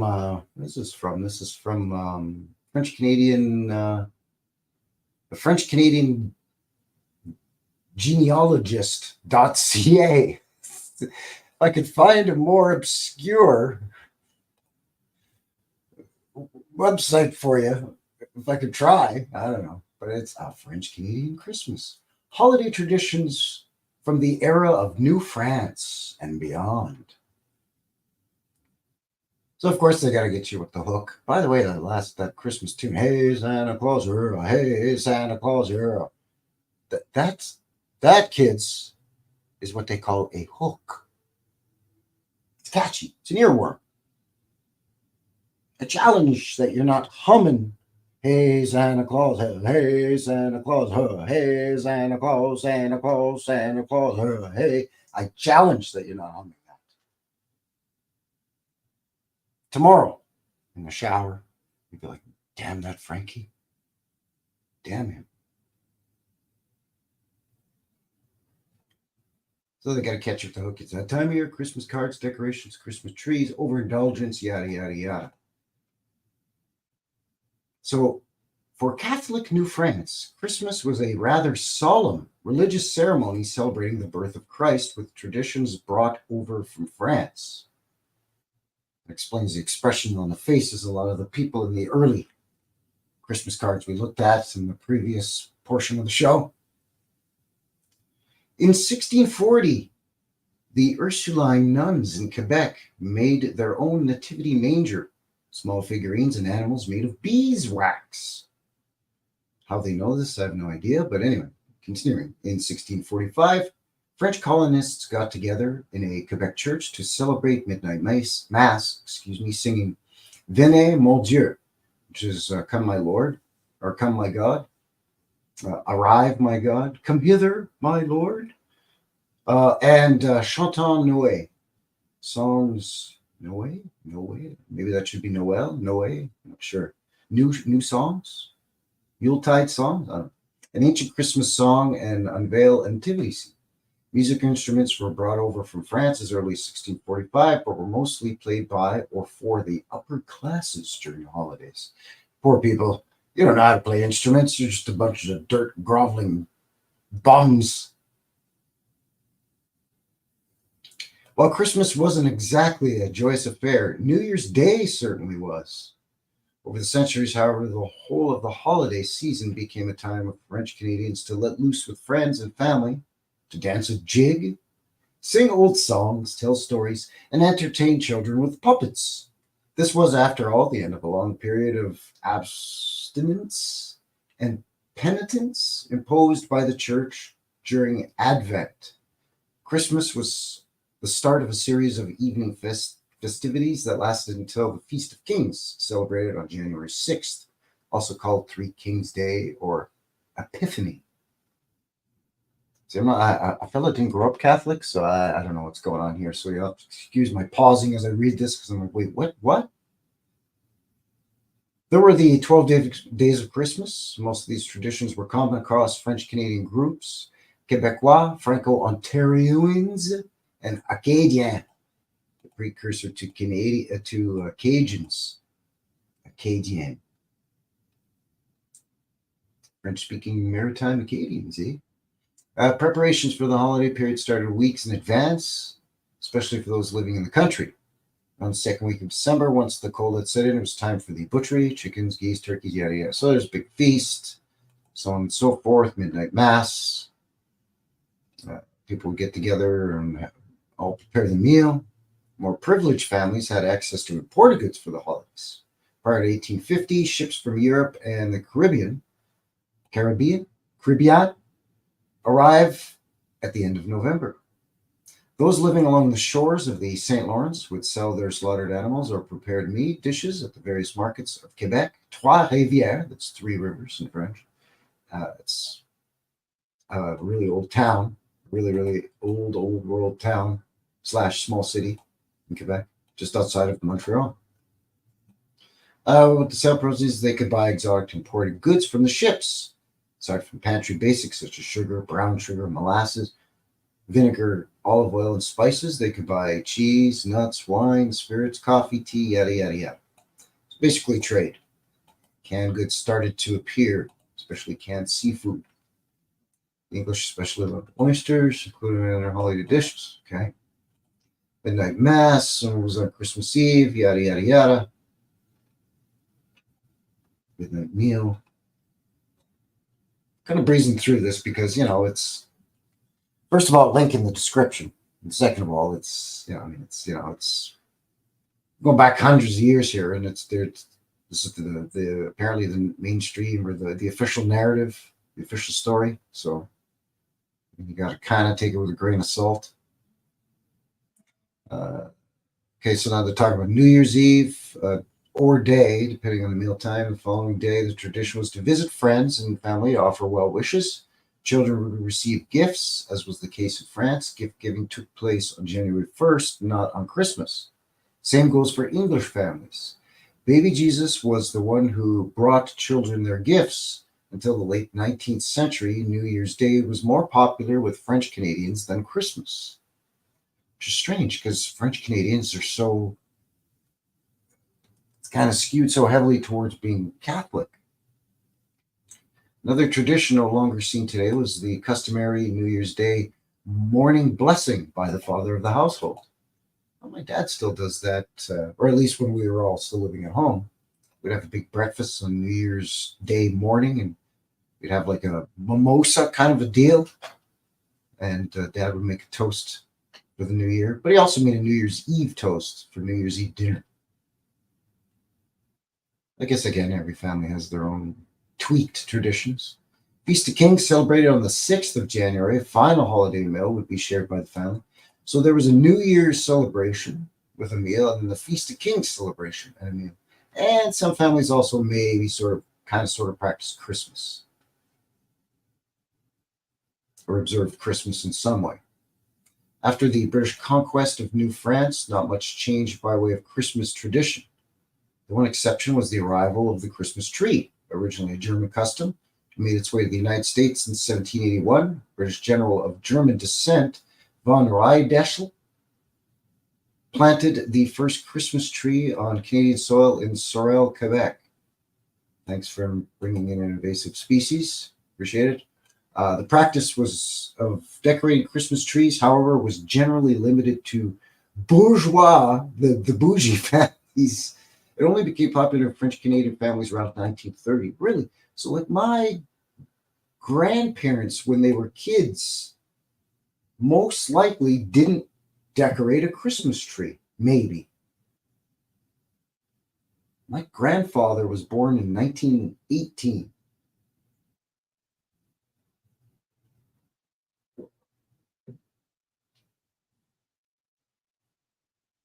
So by this article, first 12 years of his life, potentially, and maybe even add a couple more by the time everything kind of kicks in, because, a small rural farm where he grew up as a kid. That had never occurred to me until just now.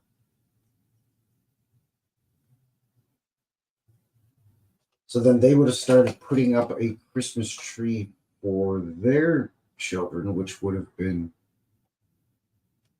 my parents and aunties and uncles.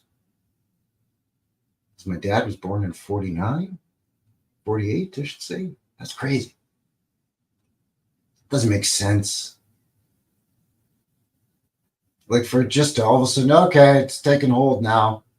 Like that my grandparents, when they were children, didn't have a tree decorated with gifts under it, but then their children did. Does that seem, I don't know, seem weird? Maybe it's me. Anyway, moving on. Biggest tradition came from 1885 to 1915 when a more commercialized Christmas tradition made its way from the United States to Canada.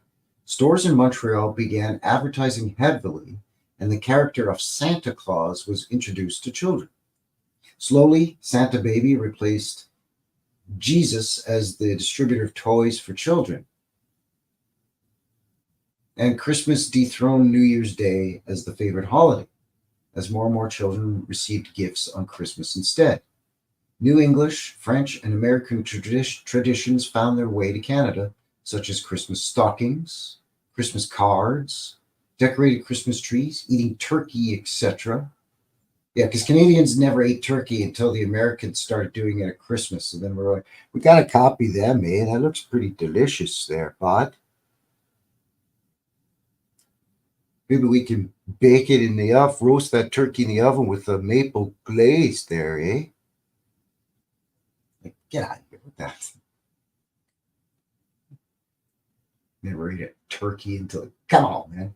This period also signaled the change of Christmas as a religious holiday to an increasingly commercial one. Quebec nationalists, yikes, and conservatives fiercely objected to the commercialization of Christmas at that time, stating the holidays were being distanced from Catholic morals. For most Anglophone families in Canada, who were, by the way, Protestant, mostly, this tradition to a more commercialized Christmas took place in the late 19th century. For Francophones, however, traditions did not change until the end of World War I. This also coincided with the name change of Santa Claus to Père Noël in Quebec, which translates to Father Christmas. Many French Canadians associated Santa Claus with Germany, so efforts were made to indigenize Santa after the war. What the hell is indigenize? I guess make him Canadian, eh?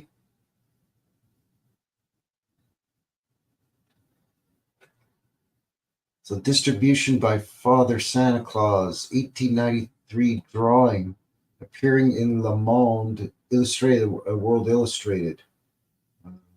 That's from the National Archives of the Library of Quebec.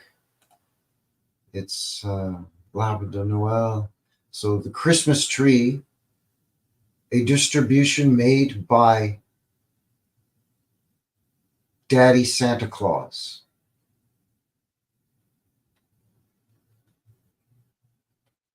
And then this one from 1893 drawing, appearing in, again, Le Monde Illustré, so the Illustrated World, from the same archives from the Library, National Library of Quebec. Father Time welcomes Santa Claus and the New Year. Amérique du Nord, that's North America. Father Time, who's this kid?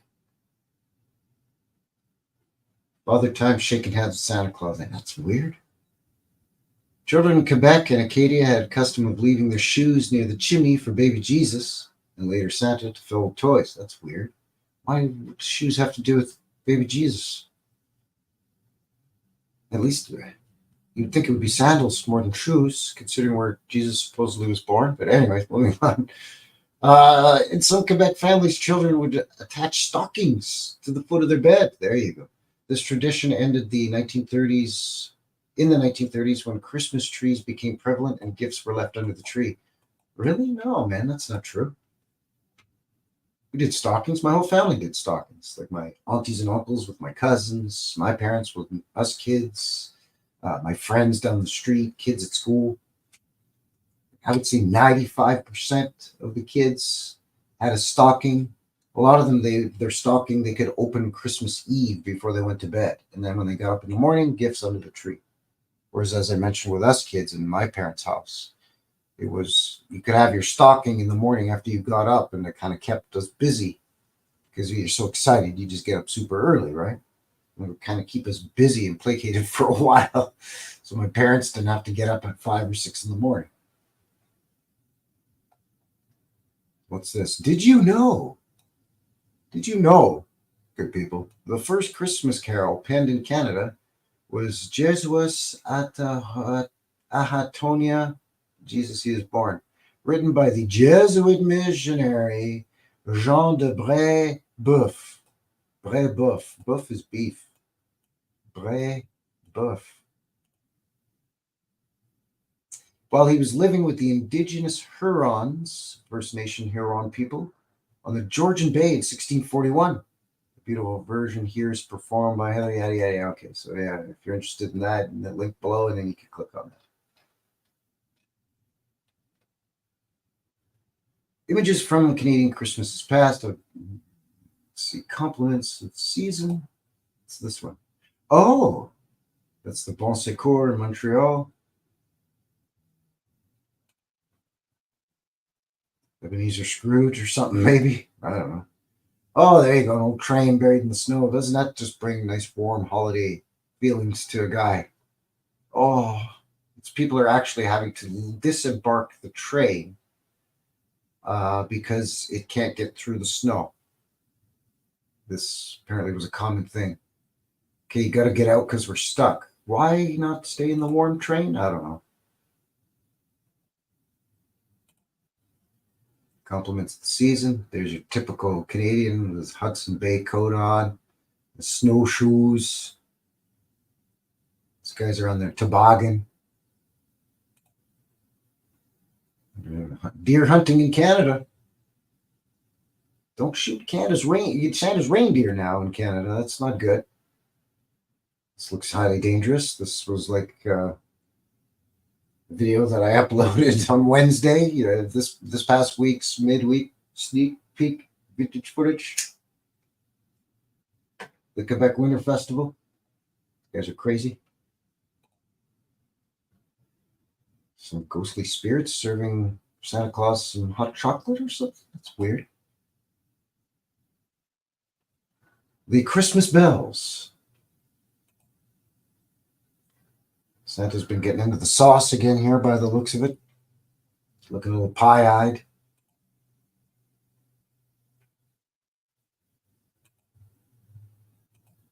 Kind of your basic, I mean, it's the same images again, it's Father Christmas, the Père Noël, Santa Claus, or it's, Christmas trees, kids with gifts, people celebrating with meals. Oh, there you go, beaver. And there's some Canadiana for you. Ice skating. Whoa, Santa Claus parade. More wine, governor. Yes, indeed. Frog dancing with a beetle, because nothing says Christmas like that. I don't know. I mean, this, sure, yeah, you go. Sleigh ride. Perfect. This, I don't know. Okay, these kids have a bottle of tequila around. No, okay, you're all right. Carry on, children. Some First Nations propaganda here of what First Nations people did, I guess, at Christmas. It's a Christmas card with First Nations Indigenous peoples on it. These are Indian gifts. Yes, I don't know. It's ridiculous. First of all, people that lived, and this is a fact, people that lived near large bodies of water, whether it was the Pacific Ocean, the Atlantic Ocean, a major lake, or the Hudson's Bay, or a big river like the St. Lawrence or something, they didn't have to be nomadic, so they didn't have to have teepees. They had permanent structures. Ask our friend Old World Mi'kmaq in the chat. He's Indigenous First Nations. He'll tell you. Yeah, maybe if their village was far away from their fishing, and they were going to just spend like a week down there during the spawn, then yeah, they would basically do like what you would do if you went camping for a week. You pitch a tent, right? They would build a temporary structure because they're hanging out down there harvesting the fish. They got a small window of opportunity to do that. And they go back up to the village, and they're smoked and treated, and dried, preserved. Anyway, moving on. Geez, don't go over Niagara Falls in that sleigh. Crazy Canucks. Holy. Played some hockey or something out here, eh? Sledding down a maple leaf. Tobogganing. There you go. That's pretty creative, actually. Yes, of course, you got to get your World War I reference. Merry Christmas. There was a big war. Yeah, thanks. Central Station, Montreal. Central Trade Station. I guess. Okay, it's a postcard of how they decorate it for the holidays, I guess. It's weird. Oh, and of course, you want to send more bonds for Christmas. That's what Christmas is all about. Apparently. It's more? I don't know. Actually, I'm going to show you right now. Oh, reindeer. Delicious. Come on. Absolutely delicious. See, that was a survival tactic. Here's the story of the flying sleigh with the flying reindeer with Santa Claus. I mean, Frankie's going to break it down for you right now. Here it is, live. Here we go, in real time. We've seen evidence that Santa Claus did fly, but it was a flying machine, a dirigible, some kind of whirligig machine that could fly, right? But and those things were pretty quick. They could move pretty quickly, pretty fast. So a guy could get around. No problem with one of those things. Go house to house, drop off some gifts, especially back in the day, sparsely populated, post-reset cities, right? You know, a lot of kids in orphanages, so he's really got to make just one stop at a bunch of orphanages instead of going to a bunch of individual houses. He's not having to go to, 50-story sky-rise concrete apartment blocks yet. So, you can get around one of those dirigibles pretty quick, but it still takes some time. So he's got to pack some food with him. So he's got some reindeer jerky. That's what it's. So that's the flying reindeer. Maybe that's what he named his flying ship, the flying reindeer. Maybe it had an 8-cylinder engine in it. That's 8 tiny little reindeer. You know, a big V8 in it or something. I don't know.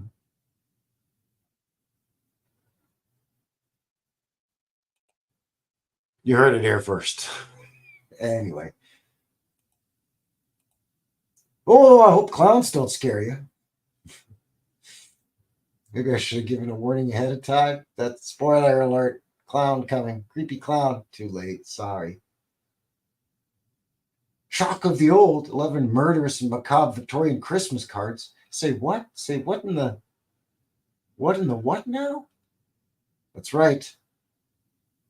Most wonderful time of the year? Tell that to the illustrators of the 19th century who seem to love nothing more than drawing scenes of violent frogs and creepy onion people.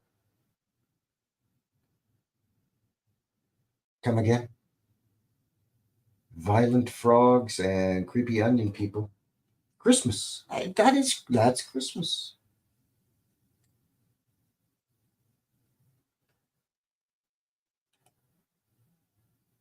Oh, for sure. I mean, it depends on the nation, right? Depends on the nation. Some nations / families, tribes would had different lifestyles, lived in different parts of the country, therefore had different resources at their disposal, right? The Great Plains / the Canadian Prairies First Nations, they did hunt bison, buffalo, and deer and other big game and small game, prairie chickens and grouse. Did fishing in the rivers and lakes.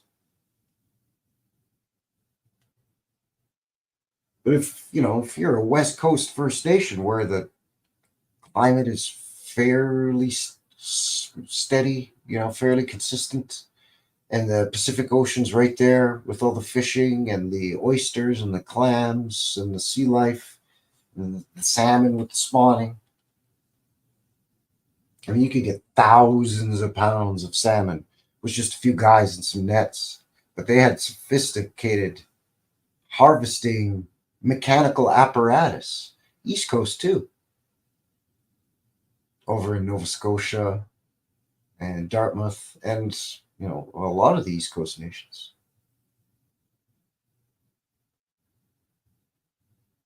Cheers, Turtle.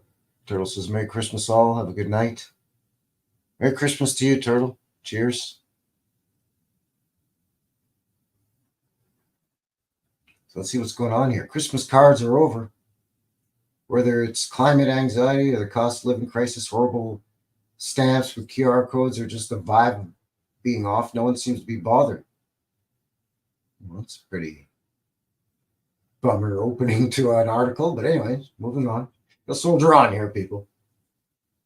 The most you're likely to get this year is an email from your employer featuring a single animated snowflake and a bland sentence. The comms team had workshops since June, plus a small print reminder of the normal office hours still apply, December 22nd, although non-offensive Christmas jumpers can be worn if desired. Say it's a shame, but modern cards are so boring. Snowman, Santa, star, rinse and repeat. Okay, that I could sort of go along with. The first Christmas card in England was sent in 1843. From the 1860s onwards, this is basically a copy paste of what we've seen in other sources here tonight, but is what it is. By the way, it's from The Guardian, link in the description. In time before homogenizing effects of mass media, visual codes of Christmas were all over the place. Father Christmas might be dressed like a monk or an elf or a pagan forest spirit. If there was even anything as seasonally appropriate as Santa on there. In his 1895 book on Christmas cards, Gleason White listed haunted churchyards, consumptive boy choirs or choir boys, monsters of nightmare land, and pictures of accidents. Oh, that's nice. Among their themes, cards in the Victoria and Albert Museum's collection include a floor brush, dog muzzle, and a whole series of people pushing policemen under cars and running them over. What in the... All right, the rest of this, link in the description. Let's have a look at some of this. So again, there's that picture, that first one. Oh, they're drinking alcohol at Christmas. Shame on them. Yeah, they're also helping out the poor here, but okay. Murder of Crows, 1878. This is a no notes for me, it says here. These four crows pecking around a winter landscape designed by the Dutch illustrator and bird nerd Theo van Hoytema. Hoytema are so bleakly beautiful. I would send a lot more cards if they look like this. Happy posthumous goth Christmas to you, Theo.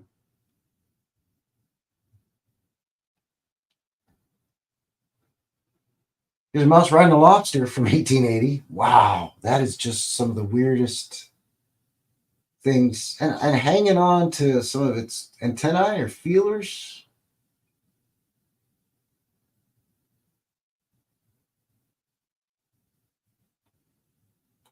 Pretty much, internet person. Pretty much. I get a few cards. Like this is an actual Christmas card I got.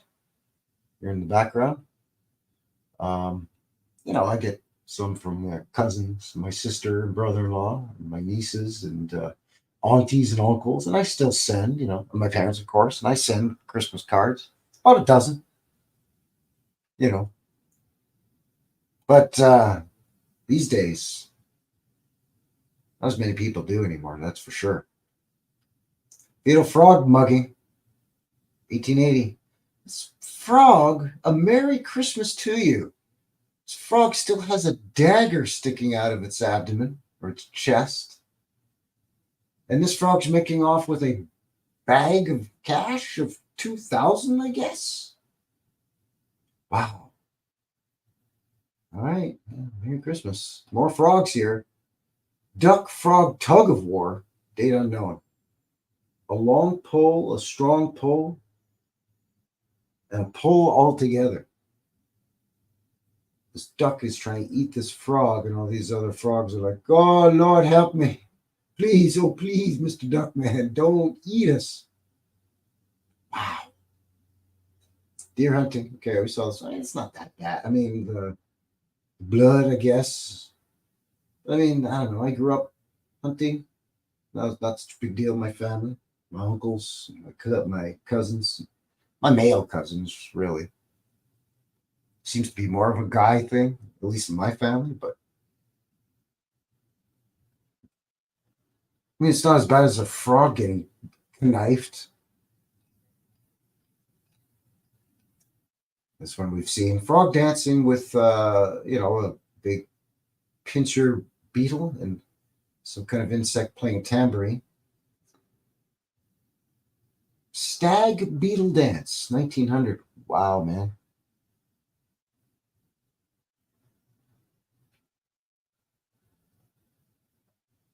Howdy, Chris. Welcome. Chris Hayes says, I think it's based on the age. Older people somewhat. Yeah, I mean, I am a little longer in the tooth, creeping up on 54 years old.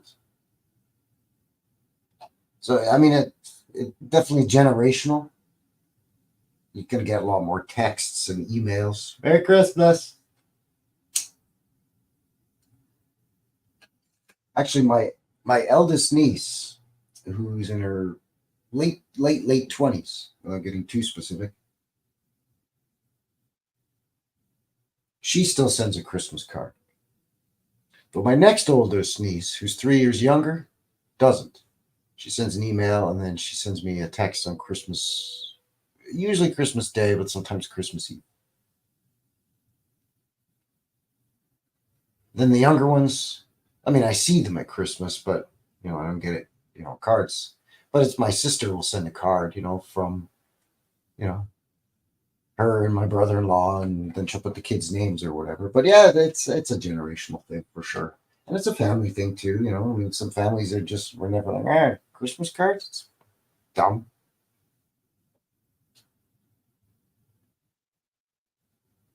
Yeah, that could be it too, Stop getting Christmas cards, and it's like, it's another change, it's another shift, with the season's greetings, some kind of onion person. I mean, it's not a cabbage baby, but it's close. Oh, it's got legs though. Some kind of weird creature of some kind of nightmarish imagination. A dead robin. Ah, Merry Christmas. Sweet messenger of calm, decay, and peace.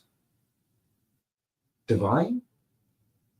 But peaceful was the night wherein the Prince of Light, his reign of peace upon the earth began. Guess it's supposed to be symbolic. Anti-suffrage card, 1911. Peace on earth, good world towards men. Down with men. Yeah. Goodwill towards men. Down with men. I'm getting mixed messages from this holiday greeting card. Emails on the fridge. Emails on the fridge aren't very decorative. Nope. Nope.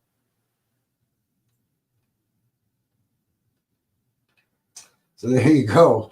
That is very macabre. The Victorians had something wrong. There's something wrong. I've talked about this before. All kidding aside, there was about a generation there that, in and around I guess maybe ones that were able to hunker down through the end of the most recent prolonged series of resets that's just suffered this like generational trauma, and it's rearing its ugly head and peeking out in all sorts of weird ways. I mean, I talked about this with the photo manipulation too, with like some guy juggling his own heads or holding his wife's head in his lap as her decapitated head. The ghost photographs, spirit photographs, and just like weird stuff. I guess maybe this is just another example of that. I don't know. I hardly see anything appropriate for what we today would consider a holiday season, whether it's celebrating the end of what do they call it, the Advent, or maybe a harvest season celebration or winter solstice celebration, some kind of family feast type of religious celebration. I mean, it's hardly any imagery in here that has anything to do with that at all. I mean, maybe the snow and the outdoorsy ish stuff, but the onion lady and a dead bird, like, I think, okay, sure, okay. Whatever you say there, buddy. Not really sure what that has to do with Christmas, eh? I guess it is what it is. Hmm. Yeah, yeah. Wasn't it? Wasn't it? Cousin Vinny's like Victorian era was one effed up time. Yeah. The plump onion, yeah, you're standing in the card shop. You're standing in the card section of your local five and dime. Your Timothy Eaton's or your Hudson's Bay department store. Your Marks and Spencer. Your J.C. Penney. And you're holding up a couple of choices of Christmas card. I want to send my grandmother something that's just perfect for the Christmas holiday season. Let's see, what do we got here? A plump onion or a dead bird?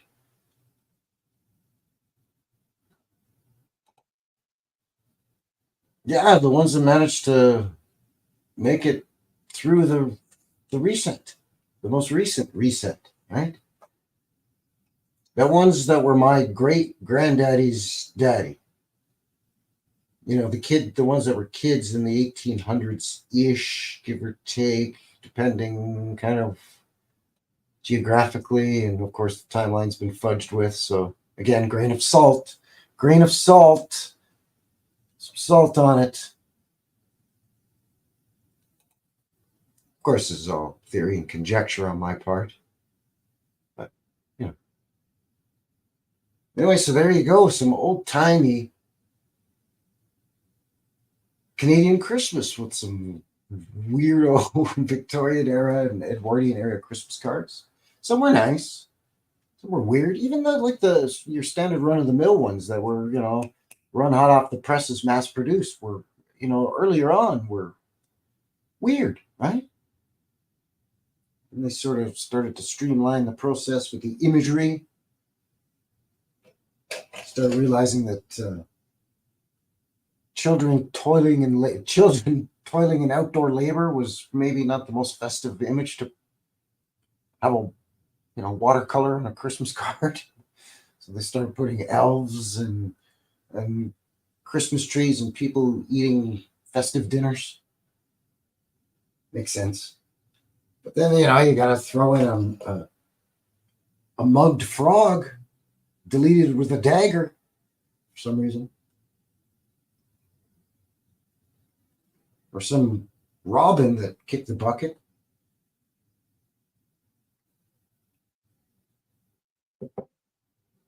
So I hope you enjoyed that one. And you know what? All kidding aside, I just want to take a second here to thank all of you very much for all of your support. I want to wish you all the best for this holiday season. Again, however you observe or don't observe the holiday season. In my family, it was Christmas. Merry Christmas.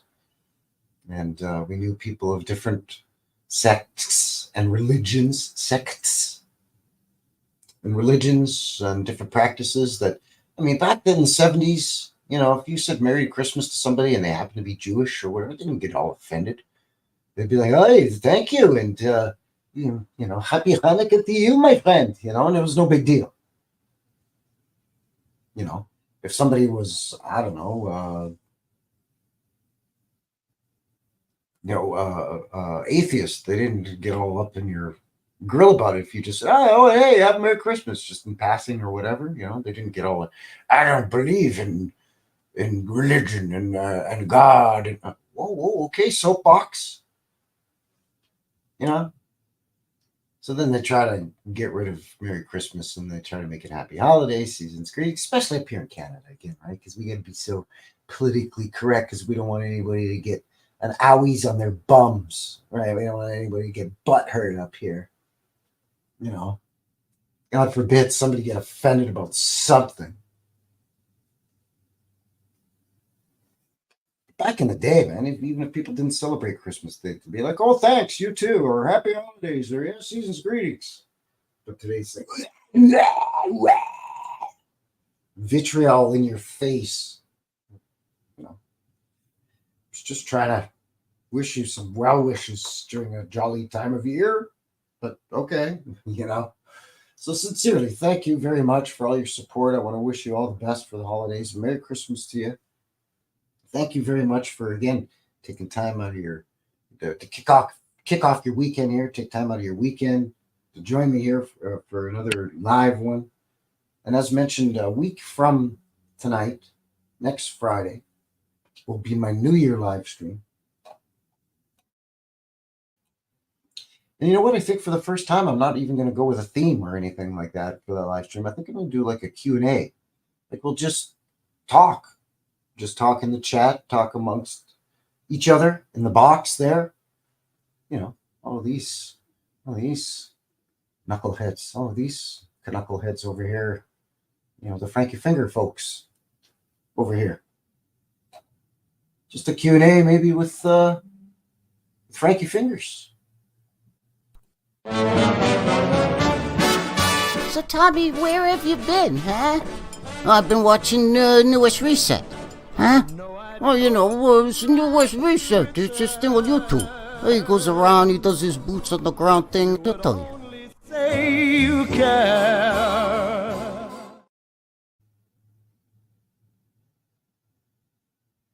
So I think that would be fun, you know, something different. I haven't really done much of a Q&A. I mean, at the end of every live stream, this one no exception, by the way. If you do have any questions for me before sign off here in the next, I don't know, say 10 minutes or so, certainly let me know in the box.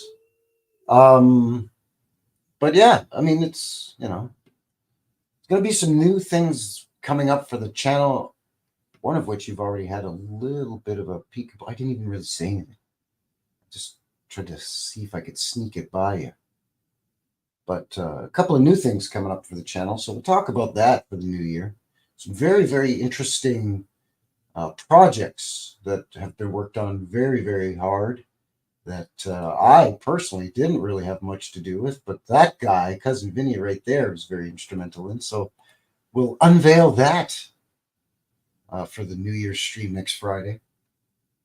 We'll unbox that lovely little surprise. And some other things we'll talk about with the channel, some things coming up through the new year as we wind out winter, hopefully, in the next couple of months, and spring starts to roll around. And then there'll be a lot more of, well, I mean, I do boots on the ground year round. I don't care. I've got footage here on the channel of me doing boots on the ground when it's -20. There's video footage of me doing boots on the ground during a snowstorm when it was -10. There's tons of boots on the ground. In fact, I think even just a few days ago, my last boots on the ground, you could see there was about 8 inches of snow on the ground. So for me, I do boots on the ground year round. But in the spring and summer, it gives me a chance to expand my circle around the city of areas that I can explore. I can travel further away from home. Because a guy heel-toes it through the city, you see. I tend to walk where I'm going. Maybe take the train a little bit here and there. But I have some road trips planned coming up for this spring/summer. So we'll talk about that next week. And as mentioned, a couple of other things. And of course, as per usual, you'll get a sneak peek. That's your midweek vintage footage for that show as well. And of course, it's coming Sunday, with it being the 24th. That's actually not going to be a boots on the ground video. It's going to be a vintage footage Christmas video. And then the 27th will be another vintage footage. And then we'll go live again next week. So we'll see you live next week. You get shy, do you? Yeah, exactly. You know, I mean, I tend to go freeform anyways. I don't really have a script. Not like you couldn't tell. I'm just a polished professional over here on the air. You know, got a face for radio and a voice for print. But anyway, thank you very much, Neutral Mass. Thank you. Thank you. Right back at you. Merry Christmas. This is best wishes to you, Frankie, and everyone. Merry Christmas. Great show. Thank you. Appreciate it. Thank you, Bill. William Powell says Merry Christmas to you all. Yeah. I say happy holidays so I don't butt hurt anyone. Yeah, exactly. Exactly. Yeah, boots on the ground, year round. You know it. You know it. Coming up on like what, 3 years? Be coming up here, I think, on the channel. Kind of lost track. I'm having so much fun exploring my own city because there's stuff that I knew about the city. There's areas that I knew I could go. But even a guy like me who's lived here 43 years and knows my city quite well, I'm still discovering new stuff. And a lot of times it's while I'm en route to a place that I know is there, I'll see another place. And I'll purposely, because I walk to and from work, I purposely take different routes to and from work and home because I know I'll pass an old church or an old school or a cool 2-story or 3-story brick house or some apartment building made out of brick and sandstone that they say, oh, that was built in 1909. Really? This massive thing?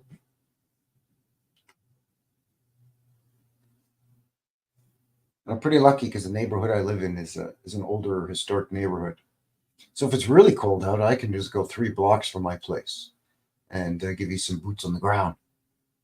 So that's not a problem. But I would like to check out, do some road trips.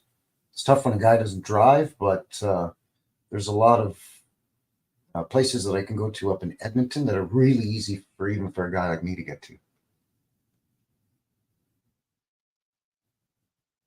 So there you go. I think that is going to seal the deal here tonight for Frankie, New West Reset, and the holiday special show, Old Timey Canadian Christmas, episode 45 already, here on this December the 22nd, creeping up on 9:30 p.m. local time here in the mountains, the foothills, that is, of the Rocky Mountains, southwestern Alberta, here in Calgary, and still above zero, but they're forecasting snow tomorrow.